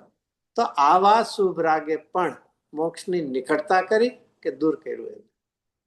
પછી આપણા વિકલ્પી નથી શું બધી વાત. જીવને છે ને આવી એક ઘણી વાર તો ગુરુદેવ છે ને આવા દ્રષ્ટાંત આપીને શું કરે? ગુરુદેવશ્રી પ્રથમાનુયોગ માંથી પણ કર્ણાનુયોગ બધામાંથી પણ આવું એક વિતરાગતાનો ન્યાય કાઢી દે. આવું પ્રથમાનુયોગ વાંચીને પણ આ શીખવા જેવું છે. આવું કે એક રાગે પણ ફરીથી ક્યાં કઈ ભૂમિકાના? મુનિરાજની ભૂમિકામાં છઠ્ઠા ગુણસ્થાનના આવા રાગે જો આવો નુકસાન કર્યું તો અને આપણાની તો શું વાત છે. એટલા માટે શુભ રાગમાં મીઠાશ રહી ગઈ છે ને, એના માટે વિચારવા. તો અહીંયા ફરીથી એ ભિન્ન ભિન્ન ક્રિયાઓ, અને ક્રિયાઓમાં પણ શુભ રાગની ક્રિયાઓ બેયની જુદી જુદી છે. બેયનું એમ, ચલો એનાથી હજી એક આગળ વિચાર કરીએ. સમ્યક દર્શન ક્યારે થાય? દર્શન મોહનો શું થાય તો સમ્યક દર્શન થાય? સમ્યક દર્શન માટે દર્શન મોહનો શું થવું જોઈએ? સદભાવ અથવા એના શું થાય? એમાં પ્રણમન કયું થાય? ઉપસમ ને? દર્શન મનો ઉપસમ કરશું તો સમ્યક દર્શન થશે. ના, જીવની તરફથી લેવાનું છે. કેમ કે અહીંયા પૂતગલમાં ન થાય. પૂતગલમાં ના, ભૂતગળ ના, પેલા જીવમાં થાય. પેલા થાય પછી કર્મમાં થાય. ના, એક જ સમયે થાય. પણ તો બસ એટલા માટે તો કઉ છું કે ભાઈ ના, પણ દર્શન મોહનો ઉપસમ થશે તો સમ્યક દર્શન થશે. બરોબર છે? પુરુષાર્થ જીવે કરવાનો છે. દર્શન મોહનો ક્ષય થશે તો મને ક્ષય સમ્યક દર્શન. બહુ સિમ્પલ છે ને? નહીં. જ્ઞાનાવરણી કર્મનો ક્ષય થશે તો શું થશે? જીવને શું થશે? જ્ઞાનાવરણી કર્મનો ક્ષય બોલું છું થશે તો જીવને શું થશે? ના, કેવા જ્ઞાન? જીવનું જીવમાં થશે પેલા. એમાં કોઈને પૂછવાની જરૂર નથી ને. અરે ભાઈ, તું બોલે છે એક પૂતગલની ક્રિયા, અને ફળ ક્યાં જોવા ઈચ્છે છે? જીવમાં. અરે જ્ઞાનાવરણી કર્મનો ક્ષય થશે તો એ પરમાણુ અકર્મ રૂપે પડશે. ક્ષયનો અર્થ શું છે? વળી આ બીજા જીવમાં ક્યાં નાખે? આ એનું નામ ભિન્ન ભિન્ન ક્રિયાઓ. આ બીજાની વાત નથી. આ તો તત્વના અભ્યાસમાં આવીને પણ વાત છે. કર્ણાનુયોગનો અભ્યાસ કરીને પણ આમાંથી જો આ કાઢે તો ભૂલ છે. ત્યાં સુધી પહોંચવું પડશે. તો કે એવું ન થાય? ન થાય એવું કોઈ ના નથી પાડે. પણ એનાથી નહીં. જો શબ્દ શું છે, મોટો ફરક શું પડે છે? એક સાથે પેરેલલ છે. એક અહીંયા તમારે સિગ્નલ તો બહુ ઓછા હોય ને, આમ રેડ ઓલું હોય, ગ્રીન માંથી રેડ થયું તો બધી કાર આવીને ઊભી રહે છે. અથવા એવી રીતે હું પહેલો ઊભો તો બીજો આવી, એટલે હું જો હું ઊભો છે એટલે એ ઊભો છે. બરોબર? કોણે ના પાડી? પણ એમાં આચાર્ય સાથે લખ્યું છે ને કે અહીંયા કોનું વાત કરવી છે? નિમિત્ત થી થાય એ બતાવું છે કે નિમિત્તની હાજરી છે એ બતાવવું છે? હાજરી. જો લખેલું એવું વાંચતા હોય ને તો એ સારું છે. પાણી જશે ને, પાણીનો ગ્લાસ વાંચીને પાણીનો ગ્લાસ માની લેશું આપણે. વાંચશું તે બોલશું, વાંચશું કરશું, બે કરશું તો શું છે? અને એટલે જૈન દર્શન તો કહે છે બે નયોના આશ્રય કથન પદ્ધતિ છે. સમય સારની 8મી ગાથામાં આચાર્યદેવે એ વાત પહેલેથી બતાવી દીધી છે. અમારે વ્યવહારથી શું કામ કેવું પડે છે? દેખાડવું છે તો અમારે આ તો એવું છે જે પંચ પરમેષ્ઠી છે એમની દેશના લબ્ધિ ભગવાનની છે, એનાથી પામે છે. સિંહના ભવમાં મહાવીર ભગવાનના આત્માને 2 મુનિરાજે ઉપદેશ આપ્યો. નિમિત્તનું જરૂર જ્ઞાન કરાવે છે. નિમિત્તની હાજરી છે એની કોઈ નિષેધ નથી. પણ કાર્ય કોનાથી થાય જો પ્રશ્ન હોય તો તે વિચારો. એ કોનું કાર્ય છે? વિચાર્યું. કાર્ય છે એનો કર્તા કોણ છે? તો કર્તા કોણ? એની સરસ વ્યાખ્યા છે. સમય કર્તા કોણ હોય? કાર્યથી ભિન્ન એ હોય કે કાર્ય રૂપે પરમેય કરતા હોય? કાર્ય રૂપે પરિણામ. કરતા કોણ હોય? જુદો રહેનાર કે રૂપે, અને કાર્ય રૂપે કરતા પણમે છે તો ભોગતા પણ એ જ બને છે. જો બીજો કરતા હોત તો ભોગતા પણ એ બનવો જોઈએ. જો મારા પરિણામનો કરતા કર્મ હોય, કર્મનો ઉદય મને રાગ કરાવે, તો એ સમયે જે દુઃખનું વેદન પણ કોને થવું જોઈએ? કોને થવું જોઈએ? કર્મને થવું જોઈએ, કારણ કે એને કરાયું. જે કરે એ ભોગવે કે ન? તો કોણ ભોગવે છે? દુઃખ કોણ ભોગવે છે? કમસે કમ આવા સિદ્ધાંતો તો ગવર્મેન્ટે સ્વીકારે છે. ગુનો કરે એને જેલમાં નાખે છે કે કોઈ જોનાર છે એને જેલમાં નાખે? એક એના ઉપરથી એક વિચારવા જેવું છે. કોઈ જેને કે કોઈ કમિટ ધ ક્રાઇમ કોઈ કરે છે, તો ક્રાઇમ કમિટ કરે છે ત્યારે કોણ હોય છે? અથવા કોઈને જે મારે છે, હેરાન કરે, તો એક મારનાર હશે, જેના ઉપર જે થાય, અને એક જોનાર, ત્રણ તો હોઈ શકે ને. તો હવે કોર્ટમાં કોણ હોય? કોર્ટમાં ત્રણેય હોય. ફરિયાદી હોય, આરોપી ગુજરાતી કહે, અને વિટનેસ નહીં બોલાવતા હોય છે ને. હવે એમાં વિટનેસ ને ડર લાગતો હશે ને, હાય હાય મને કોર્ટમાં બોલાવે, કદાચ જજ મને જેલમાં નાખી દેશે તો? ડર લાગે કે નહીં? કેમ ન લાગે?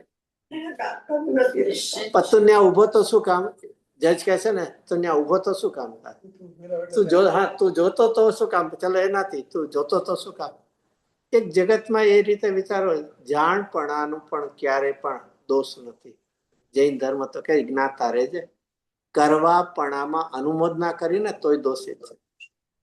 જેણે ગુનો કર્યો હોય, કઈ નાસ્તો ફરતો હોય અને એને કોઈ સપોર્ટ કરીને હાઇડ કર્યો, છુપાયો, તો પણ એ બની શકે. અરે એનું જેને પ્લાનિંગ કર્યું, અભિપ્રાય કર્યો, ભલે એક્ઝિક્યુટ ના કર્યું, એ પણ છે. આ બધા જૈન ધર્મના તો સિદ્ધાંત છે. એવો અભિપ્રાય છે, અનુમોદના કરે છે. જ્ઞાતાપણામાં ક્યાંય દોષ નથી, કારણ કે તું જ્ઞાન સ્વરૂપ આત્મા છો. જાણવામાં દોષ નથી. જાણવા ઉપરાંત તું જે કરે છે, પોતે કાર્ય કરે છે, કરાવે છે કે અનુમોદે છે, અને અનુમોદે પણ પાછું કેવું? મનથી, વચનથી અને કાયાથી. તો 9 પ્રકારે દોષી છે બધું. અહીંયા ફરીથી આખું આપણે કે એ કાર્ય પણ એ 8મી ગાથા સમય સાર કે શું થાય? હંમેશા કોમ્યુનિકેશન થાય ને, બોલવાનું એકબીજા. તો વક્તા હોય એની કઈ ભાષા હોય? જે સ્પીકર હોય, વક્તા હોય, એની કઈ ભાષા, લેંગ્વેજ કઈ હોય? જે શ્રોતા સમજી શકે એવી. એવી જેમ ન્યા ઓલો દ્રષ્ટાંત હતો કે મ્લેચ્છમાં એક બ્રાહ્મણ જે, હવે એ સ્વસ્તિ શબ્દ એવી સંસ્કૃત બોલે છે, તો ઓલા લોકો મ્લેચ્છ તો કઈ સમજી ન શકે, કારણ કે ગેપ છે ને, લેંગ્વેજ ગેપ છે. પછી ઓલા જોયું કે ના, આની સમજવાની જિજ્ઞાસા તો છે, તો એ સંસ્કૃતનું એ ટ્રાન્સલેટ કરી દે છે, અથવા બીજો કોઈ કરે છે કે તારું અવિનાશી કલ્યાણ. તો પોતાની ભાષામાં આવતા ઓલો સમજે છે તો આનંદિત. તો હંમેશા શું હોય છે? શ્રોતાની ભાષા અને વક્તાનો ભાવ. જે વક્તા બોલે છે કોની ભાષામાં બોલે છે? શ્રોતાની. પણ ભાવ કોનો છે? પોતાનો. તો એના માટે આ નિશ્ચય વ્યવહાર શૈલી આવે. કથન પદ્ધતિમાં કોણ આવે છે? વ્યવહારની. કહેવાનો ભાવ શું હોય છે? કે આ એક કથન પદ્ધતિ છે, આને પણ છોડીને તું એક નિશ્ચય કરો. તો એ શૈલીઓ જગતમાં, અને એની કે જીનવાણીમાં બે જ કથન શૈલીથી વાત ચાલતી, નિશ્ચય અને.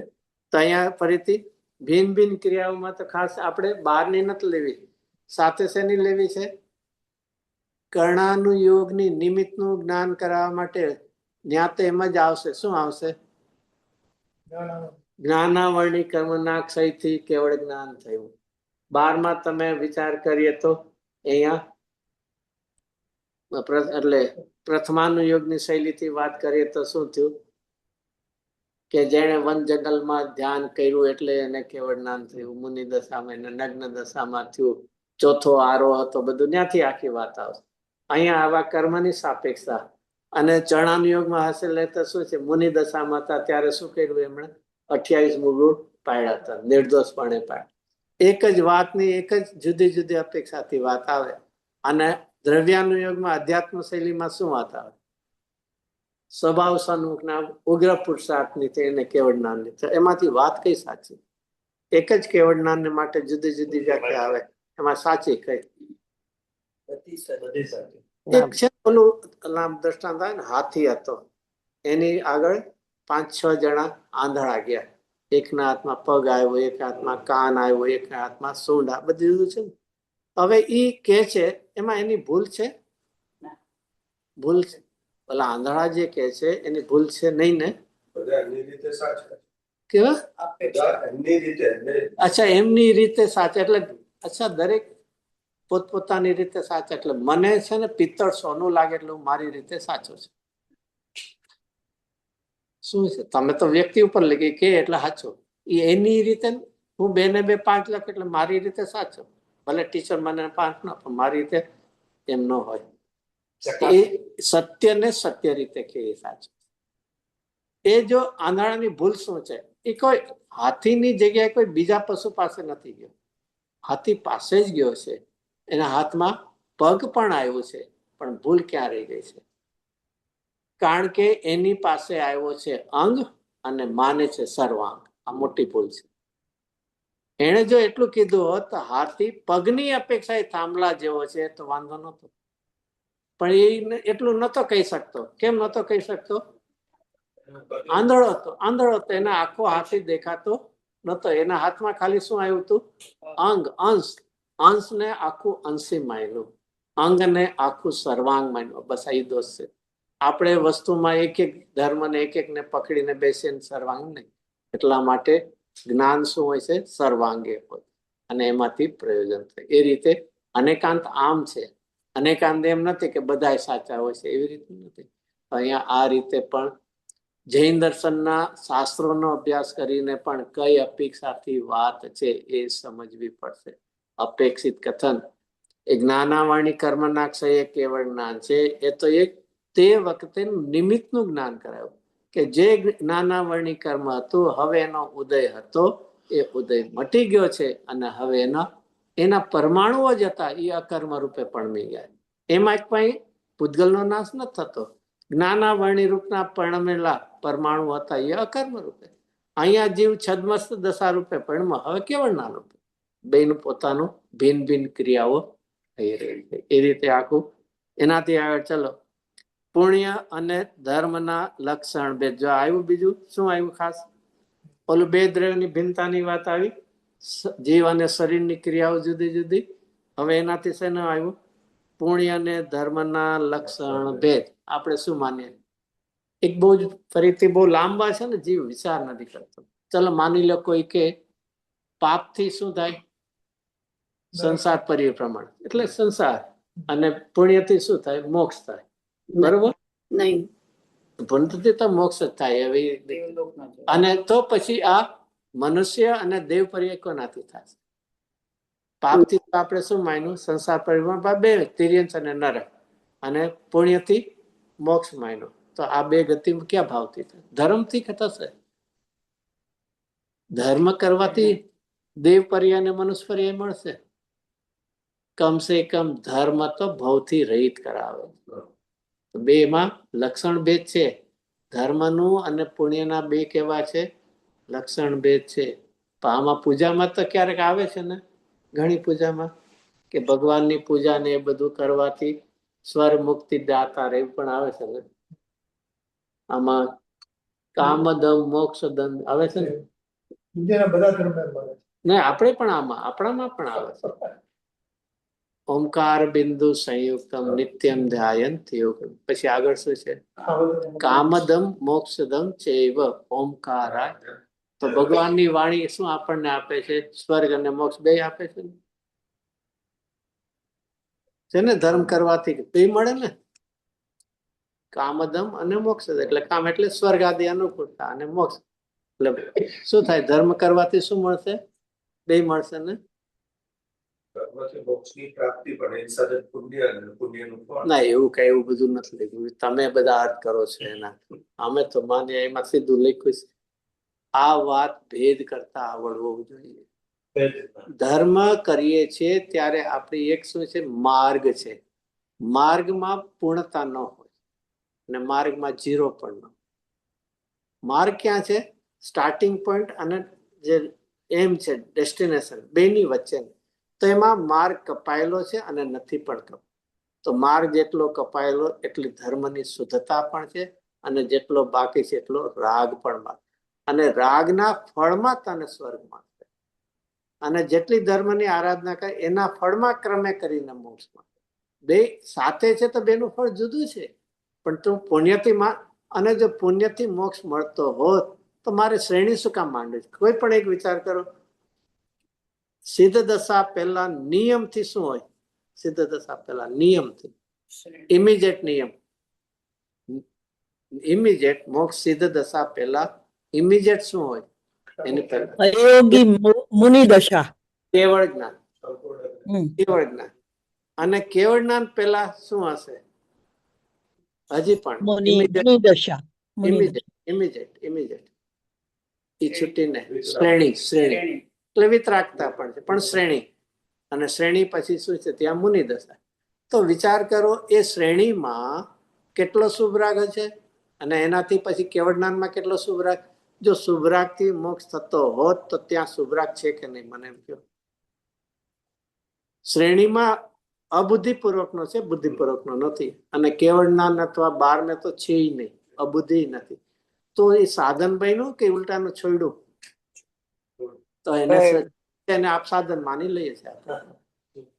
આ એક કર્ણાનુયોગની શૈલીમાં તો આટલું તો શીખશું કે નહીં? ધર્મમાં તો છે પણ કર્ણાનુયોગની શૈલીમાં પણ છે કે એ શુભરાગ વધતો ચોથેથી વૈધો તો અણુવ્રતમાં વૈધો, એનાથી વૈધો તો છઠ્ઠામાં વૈધો. પણ પછી છઠ્ઠેથી એક્સ્ટ્રીમ વૈધા પછી એની હાનિ થાય છે. સાતમે હવે છૂટતો જાય કારણ કે શ્રેણીમાં વધે છે. તો જે સંજલન છે એના પણ ક્રોધમાન ક્રમે જતા. તો જે છૂટતો જાય છે, છૂટે છે, એને સાધન કેમ કહેવાય? આ બધો વિચાર કર્યા વગર કાંઈ કર વિચાર તો પામજે છે ને બધી જાતનો. પછી પોતે પોતાના આગ્રહ બાંધીને કામ કરે તો કાંઈ નથી. તો પેલું ગુરુદેવ લીધું અને પછી પુણ્ય અને ધર્મના લક્ષણ ભેદ. શું સર વાંચ્યો છે?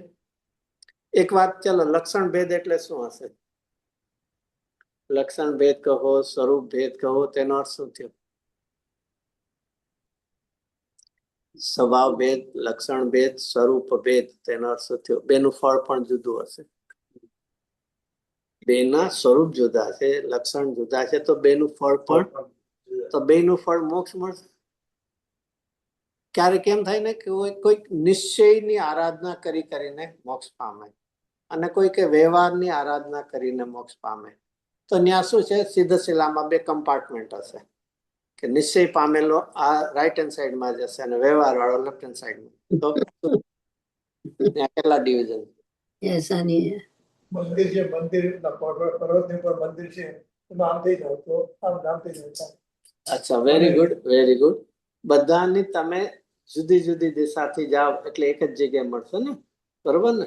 ઇન્ડિયામાં નાગપુર છે, એમાં તમે ઈસ્ટ બાજુ જજો અને પશ્ચિમ બાજુ. પછી ક્યાં ભેગા થશે મને કહેજો? ક્યાં ભેગા થશે? નાગપુર થી તમે ઈસ્ટ બાજુમાં જાજો અને તમે કેમ જુદા જુદા રસ્તા છે, તો નાગપુર થી તમે ઈસ્ટ સાઈડમાં જજો અને વેસ્ટ સાઈડમાં જજો. ક્યાં ભેગા થાય? ઈસ્ટમાંથી આવો તો નાગપુર પડશે. ઈસ્ટમાં જાશો તો કલકત્તા પહોંચે અને વેસ્ટમાં જાજો તો અહીંયા સોનગઢ પહોંચે. તો શું છે? બિન દિશા જુદી છે તો બેન કયા ભેગા ને? તમે કહો છો અહીંથી જાય એક છે ને, આ શબ્દ ક્યારે લાગુ પડે? ચાલો મને કહો. આ દ્રષ્ટાંત બધા બહુ આપતા હોય. અમે એક ટોચ ઉપર એક છે અને જુદે જુદે, કોઈ જેમ એવરેસ્ટમાં કોઈ ઈસ્ટર્ન સાઈડ થી કઈ સાઉથ સાઈડ થી જાય છે, બરોબર છે ને? એ ક્યારે લાગુ પડે? આ દ્રષ્ટાંત. અને હંમેશા દ્રષ્ટાંત પ્રૂવન થાય છે એટલે સિદ્ધાંત પ્રૂવન ને જાઓ. સિદ્ધાંત પ્રૂવ કરીને પછી હેલ્પ માટે દ્રષ્ટાંત. આ તો દ્રષ્ટાંત. હજી આનો પણ હું કહું, અહીં ક્યારે પોસિબલ હશે? અરે તો પણ તમારી જે છે ને સ્ટેન્ડિંગ પોઝિશન ડિફરન્સ છે ને. અહીંયા we are sailing by the same boat છે. આપણે એવા નથી, આપણે બધા મિથ્યાત્વમાં ઉભા છે.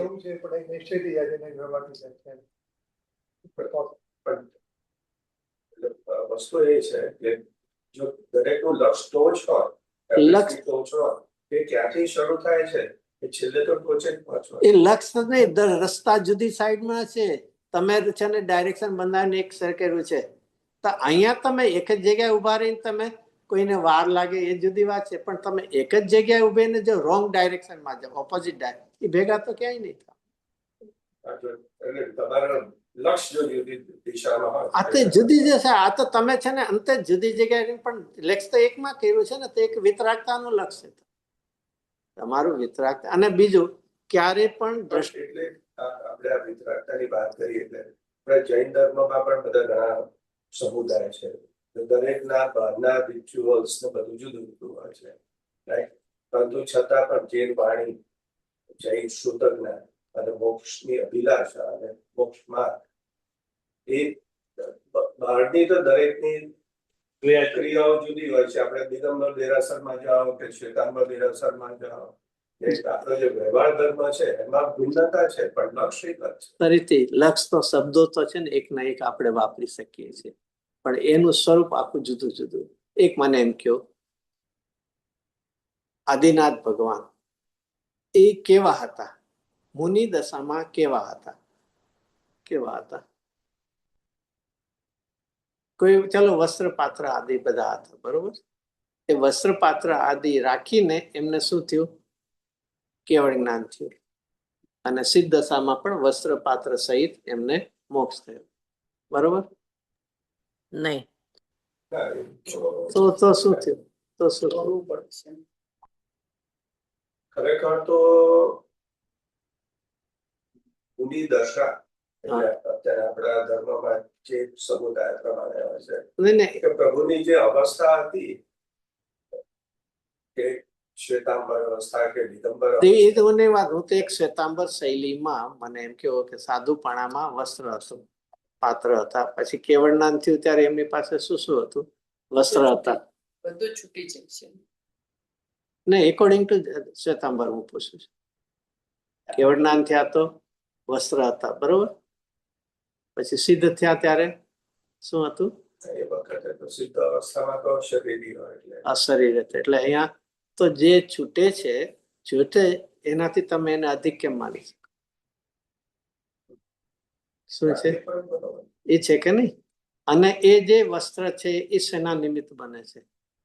વસ્ત્ર શેના માટે ધારણ કરવામાં આવે છે? કોઈને માટે. એ પછી એના ભગવાન માટે. એક વસ્ત્ર ક્યારે ધારણ કરવા? શેના માટે? શરીરને ઢાંકવા અથવા શરીરના શણગાર માટે. બે રીતે હોય છે. ખાલી શરીરને ઢાંકવું એ તો ગમે એવું હોઈ શકે, પણ એની સાથે શું હોય છે? વેલ કલરફુલ, ડિઝાઇનફુલ બધા હોય છે ને. તો એ શું થયું? શરીર પ્રત્યેનો રાગ થયો કે શું થયું? તો રાગનું પોષણ જૈન દર્શનમાં હોય કે રાગનો નિષેધ હોય છે? નિષેધ. અને આવું છે વિતરાગ. જૈન દર્શનનું જ એક ટાઇટલ છે, વિતરાગતામય જૈન ધર્મ છે. તો એના નિમિત્તો કેમ હોય? બીજું, જ્યારે પણ જો એ એવા હતા, અલ્ટિમેટ એ બધું છૂટું જ છે, તો પછી એની સ્થાપના તમે સેના વાળી, પરિગ્રહ વાળી કેમ કરો છો? એમને આજે તમે મુગટ પહેરાવો, હાર પહેરાવો, તો એ રાજાની થશે. એ રાજા છે કે એ પૂજનીય એવા અરિયન સિદ્ધ છે? કેવા છે? રાજાની મુનિ દશામાં નહોતું તો ચાલો ત્યાં પણ ચલો એ પહેરાવીને પણ કોઈ કે નામને એવી ભક્તિ છે, તો ભક્તિ એને હિન્દ દશામાં લાવો એ ભક્તિ છે? જે અરિયન સિદ્ધ દશામાં હતા એની બદલે તમે ક્યાં લાવ્યા છે? એક રાજા બનાવ્યા છે, ભગવાન જ બનાવ્યા. કે તે લોજિકલી કેવી રીતે હોઈ શકે? એટલે રિચ્યુઅલ છે એમાં પણ વિપરીતતા છે, અને એને યથાર્થ માનવામાં પણ જે ભગવાન થયા પછી પણ રોગ આવે. અરે એમનું પરમ ઔદારિક શરીર હોય, એમાં રોગ શું હોય? પાછું એવું ને 6 મહિના સુધી રહે ભોજન. ક્યારેક આવું કલ્પના આવે કે ઇન્ડિયામાં તો તમે લોકસભા અને રાજ્યસભા તો ખબર હોય છે ને, અહીંયા પણ હશે તમારે સેનેટ કે ને એને એક ચેરમેન હોય છે ને. હવે એને કઈક ભૂખ લાગે તો એ ચેરમેનમાં ડબ્બો ખોલીને ખાતો હોય ને, નહીં? ભૂખ લાગે શું કરે? તો જો ભગવાન સમોસણમાં બિરાજમાન છે તીર્થંકર, અને એ ભોજન લે, કેન યુ ઇવન ઇમેજનરી કે થોટ પણ થઈ શકે છે? તો પછી કેવી રીતે માનો? તો પછી આહાર તો માનો કેવી રીતે? કે ના એ છે ને એવું સૂક્ષ્મ રીતે કરે, કોઈ ન જાય, પણ કરે છે એટલું તો નક્કી થયું ને, નથી જોતું તો. એટલે કોઈના માટે ફરીથી કઈક ટીકા માટે એવું નથી. એટલે મૂળ પાયાના બધા, અને એમાં કર્મથી જ બધું થાય છે. કર્મે રાજા કર્મે રંગ, ત્યાંથી શરૂઆત. અહીંયા તો બેની ભિન્નતા છે. અને અહીંયા અને ઘણી વાર તો ધર્મ કરતા એટલે શું? શુભ રાગ કરતા એમ નહીં, પણ શરીરની ક્રિયા કરતા કરતા થાય. ઉપવાસ એટલે શું? શરીરની અંદર ભોજનનું ગ્રહણ ના કરવું, એમ આવે ને. તો જો એવું જ તો તમે નિયમ લ્યો તો નારકીનો જીવ પણ 33 સાગર સુધી કેટલું ખાય છે? કેટલું ખાય છે? તો એનો ઉપવાસ કહેવાય કે ન કહેવાય? ન કહેવાય. ત્યાં તો કે છે હા ના એમ નહીં, એની ઈચ્છા છે. તેનો અર્થ થયો ને ભોજનનો અને ઉપવાસનો. શેના ઉપર? એટલે ઉપવાસનો ને એનો આધાર કોણ આવ્યો? કાલની ઈચ્છા આવ્યું કે નહીં? તો અહીંયા ઈચ્છા એ નિરોધ પછી એની બદલે તો આપણે ભોજનનો ત્યાગ એને આપણે માની. તો મોટી એટલા અભિપ્રાયોમાં તો ઘણી. એટલે અહીંયા બે મુખ્ય, એટલે ફરીથી બે દ્રવ્ય વચ્ચેની કરતા બુદ્ધિ અને આ શુભ રાગની મીઠાશ જીવને બહુ જ અહીંયા એટલા માટે નક્કી કરવા જેવું છે. પુણ્ય અને ધર્મના શું છે? લક્ષણ ભેદ છે, સ્વરૂપ ભેદ છે. એમાં ક્યાંય પણ બેને સરખા માનવા નહીં. અને કરવા કે ન કરવા, પેલા તો હું તો કહું, પેલા પ્રશ્ન કરતા પહેલા કે તમે એનું સ્વરૂપ ઓળખો ને. એનું સ્વરૂપ ઓળખશો તો પછી પ્રશ્ન જ નહીં આવે તમારે કે અગ્નિ શું હોય છે. તો પછી એમાં હાથ નાખો કે ના. ઉષ્ણ, અગ્નિ ઉષ્ણ છે એટલે એનું સ્વરૂપ ખ્યાલ આવ્યો. પછી પૂછશો હાથ નાખો કે ના, કેમ નહીં? અરે ભાઈ એ ઉષ્ણ છે એમાં નાખીશ તો દાજી ખબર પડે. એમ ખબર નથી અને પેલા કરવું કે ન કરવું પ્રશ્ન ઉભો થઈ જાય છે. 12માં તો એવું કરતા નથી કે આ ભાઈનો પરિચય કરવો કે ન કરવો. તો પેલા ત્યાં શું પૂછીએ છીએ કે ભાઈ કેવા છે, એનો સ્વભાવ કેવો છે, એવું બધું કરીએ છીએ કે નહીં? પછી એની સાથે રિલેશન કરીએ છીએ કે નહીં?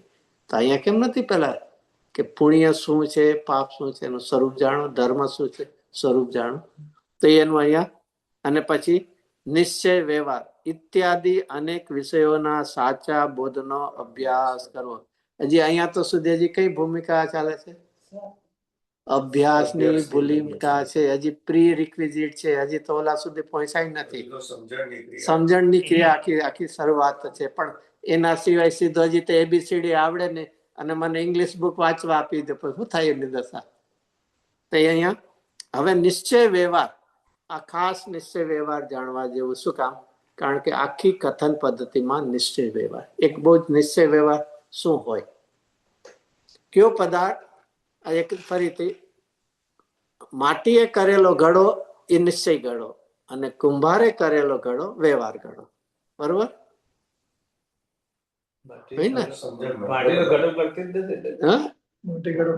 માટી ઘડો નથી કરતી, કુંભાર કરે છે.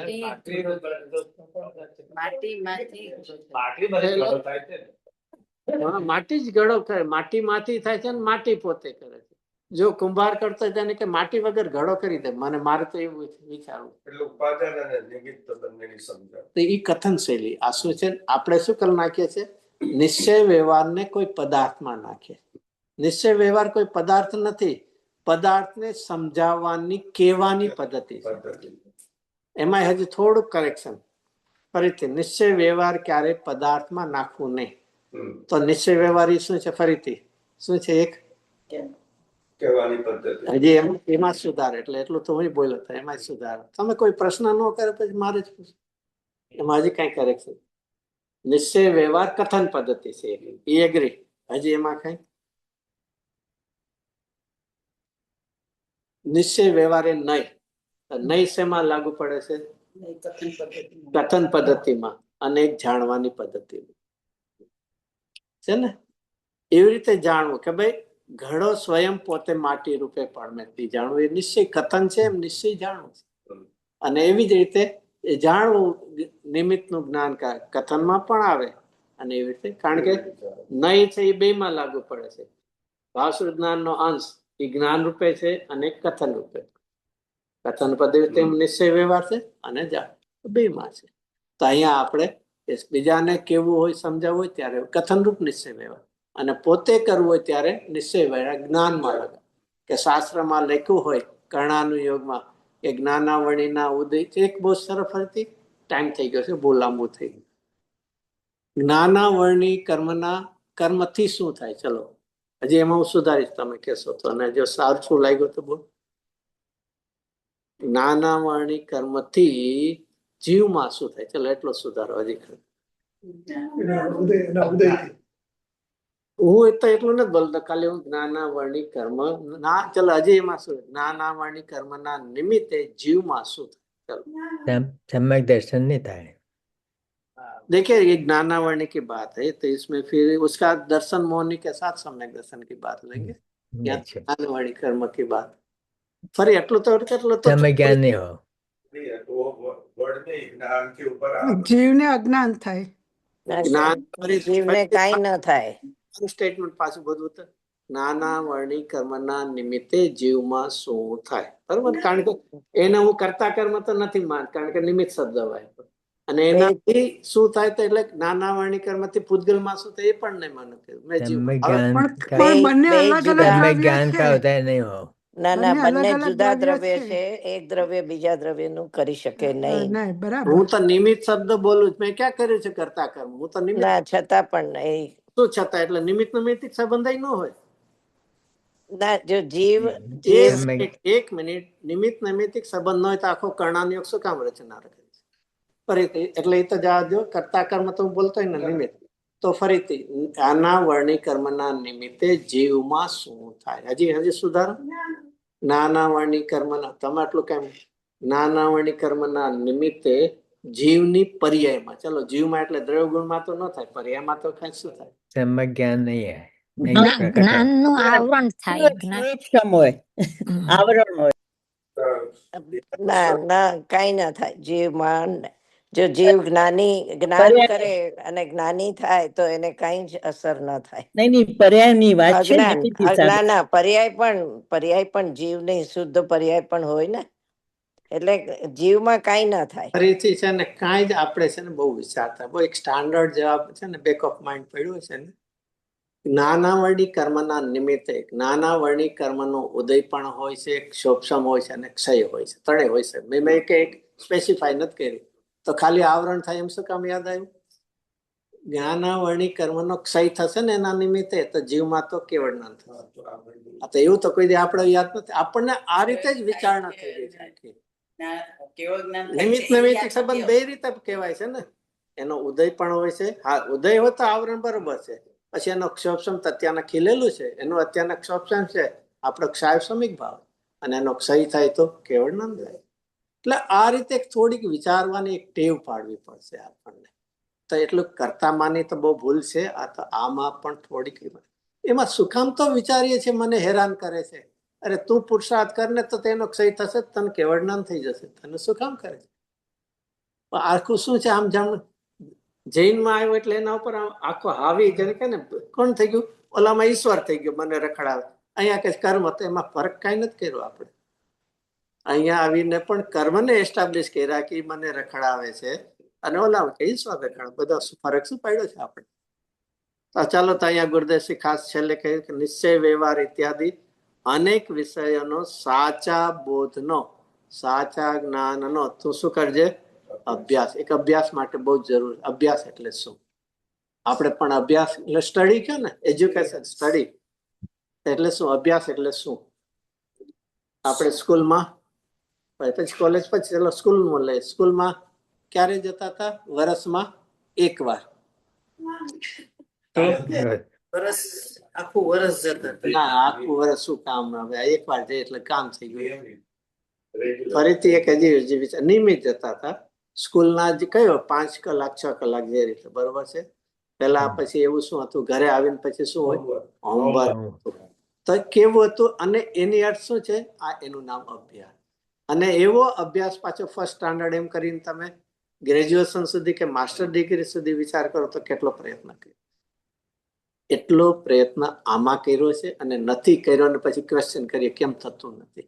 ઓલામાં એક કન્સિડર જોજો, એક વર્ષ થ્રુ આઉટ વર્ષમાં પાછું હોમવર્ક કરે. હવે કદાચ પ્રાઇવેટ ટ્યુશન જે કાંઈ બધું એ ગણો તો કેટલું બધું છે, અને આટલા વર્ષો સુધી. અરે જીવનમાં અભ્યાસ એટલે વારંવાર, જેને અભ્યાસ ઉપરથી એના શબ્દ બીજો શું કહેવાય છે? એનાથી અભ્યાસ, ટેવાઈ જવું જોઈએ. ટેવાઈ જવું, જેમ શરીર મારું છે એનો શું એવો અભ્યાસ થતા અધ્યાસ થયો કે કોઈ પૂછે તો આપણને એ શરીર તારું નથી એમ કે તો એ આપણને અનયુઝલ લાગશે, અને શરીર તારું છે તો શું છે? તો હા, હોય જ નહીં. એમાં એને એક બહુ રિયાલિટી લાગતી હોય, યુઝ્યુઅલ લાગે. અને શરીર તારું નથી એમ કે એ કોનું છે, મારું તો છે હવે. એટલે આ રીતે શું કીધું છે? અભ્યાસ કરવો પડશે. એ રીતે નથી. અરે મુનિ દશામાં પણ ઋષભદેવને 1000 વર્ષ લાગ્યા હતા. મુનિ દશામાં ખબર તો છે ને? હશે કે નહીં? આની તો એની સાથે હું તો કમ્પેર, એમને ખબર હતી કે આજ ભવે મારો મોક્ષ છે.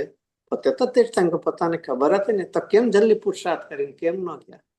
અરે 83 લાખ પૂર્વ તો ગ્રસ્ત દશામાં રહ્યા. ચલો એ પણ અહીંયા મુનિ દશામાં તો ઉલટાનું જલ્દી કરવું જોઈએ કે નહીં? અરે ભાઈ, એ પુરુષાર્થની ગતિ અલ્પ હતી તો 1000 વર્ષ લાગ્યા. તો હું તો એની સામે કમ્પેરિઝનમાં, એની સામે આપણે કેટલા વર્ષ કર્યું? It's just nothing. 1000 વર્ષની સામે કદાચ 50-60 વર્ષ. અને એમાં પણ એમને 1000 વર્ષમાં એક દિવસમાં કેટલા કલાક હશે? એમાં ટાઈમ ટેબલ હશે તો શું હશે? છઠ્ઠે સાતમે જ ઝૂલતા હોય. આમ છઠ્ઠે આવ્યા કે ના આવ્યા, સાતમામાં છે.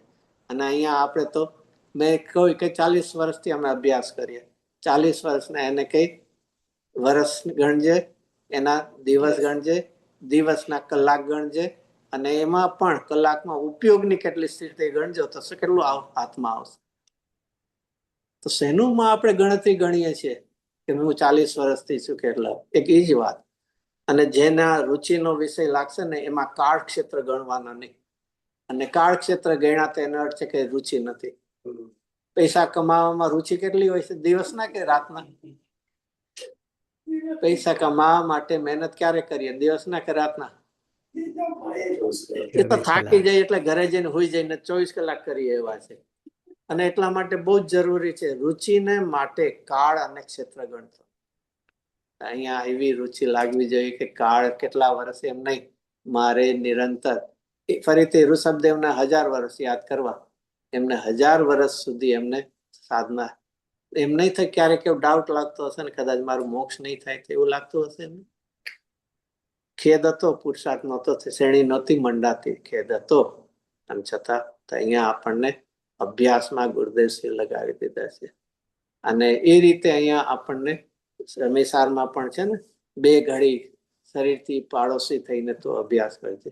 એમાં તો એક જગ્યાએ એટલું પણ લખ્યું ને, પેલું તત્વનો કૌતૂહલ. એને કુતૂહલતા ખબર છે? કુતૂહલતા કોને કહેવાય? એની એક જાણવાની આખી એનો ઉત્સાહ વૃત્તિ થઈ જતી. શું છે, શું છે? કોઈ કે નાયગરા ફોલ્સ તો પેલા એમ થતી શું હશે, શું હશે? એમ ક્યારેક આત્મા શું છે એની કુતૂહલતા કેમ નથી થતી? કે આટલા બધા એના બધા વખાણ કરે છે, બધા તીર્થંકરોથી લઈને જ્ઞાનીઓથી, તો એ શું હશે એની કુતૂહલતા થવી જોઈએ. પણ આમ કાંઈ શું થયું? બધું સાવ છેલ્લે પૂરું કોઠે પડી ગયું છે. કાંઈ જ આત્મા શબ્દ સાંભળી લે, ગુરુદેવશ્રી ભગવાન આત્મા કહેતા હોય તો પણ કાંઈ શું કહેવાય? અભિપ્રાય મચક નથી આવતો. એવું જ કર્યું, કોઠે પડી ગયો છે. રેડો ગુણે છે ને, જેલમાંથી છૂટે તેને અનયુઝલ લાગે, જેલમાં પડ્યો હોય તો એમ લાગે હું ઘરે છે. એટલે એક અભિપ્રાય એવો થઈ ગયો છે. આમ એને કે કોઠે એટલે કે આમ એને એની એકાકારપણું કે બીજી વિચારધારા કે એને કાંઈ નથી. તો એક અભિપ્રાય મચક નથી દેતું. એકદમ એટલું જ ગુજરાત ને ઇન્ડિયામાં કે ફેવિકોલથી જોડે કે એવું કે છૂટું નથી. એમાં અહીંયા અભિપ્રાય એટલો વિપરીત થઈ ગયો પરિણામો કે એ કંઈક છૂટા. એના માટે થોડો ઉગ્ર પુરુષાર્થ અને એના માટે તત્વનો નિરંતર રુચિપૂર્વકનો એ અભ્યાસ કરવાની પહેલી જરૂરિયાત. પછી આગળ રાત્રે 8 વાગે સાંજે પ્રશ્ન લઈશું બધા જેને પ્રશ્નો હોય. અને ના બાકીનું બોલ પૂરો કરશે એટલે 8 વાગે આપણે બધા ભેગા થઈએ છીએ. જવાણી કે જ્ઞાન તે સુજે સોવાણીમાં સકન સદા દેત મુંડો સદા દેત મુંડો. નવો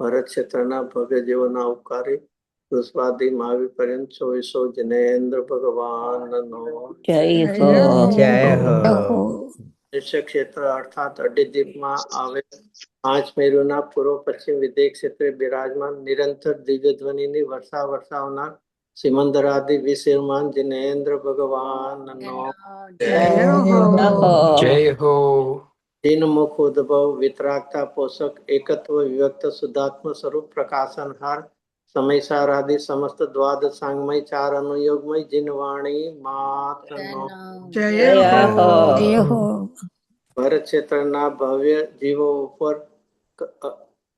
અકસાઈ કરુણા વરસાવનાર શ્રી કુંદકુંદ આચાર્ય આદિ સમસ્ત મુનીશ્વર આચાર્ય ઉપાધ્યાય સાધુ પરમેષ્ઠી ભગવાનનો જય હો જય હો આમ ભક્તોને વર્તમાન ભરત ક્ષેત્રે દિવ્ય ધ્વનિના વીરા બોલાવનાર પરમ કૃપા નિદાન કહાન ગુરુદેવનો જય હો જ્ઞાન વૈરાગ્યની અનુપમ સાધના કરનાર પ્રસન્ન મૂર્તિ ભગવતી માતનો જય હો સદા સર્વદા જયવંત વર્તો પરમ વિતરાગ સ્વાનુભૂતિમય દિગંબર જૈન ધર્મનો જય જય હો હો જય જય બધાને સાદર જય જિનેન્દ્ર જય જિનેન્દ્ર જય જિનેન્દ્ર જય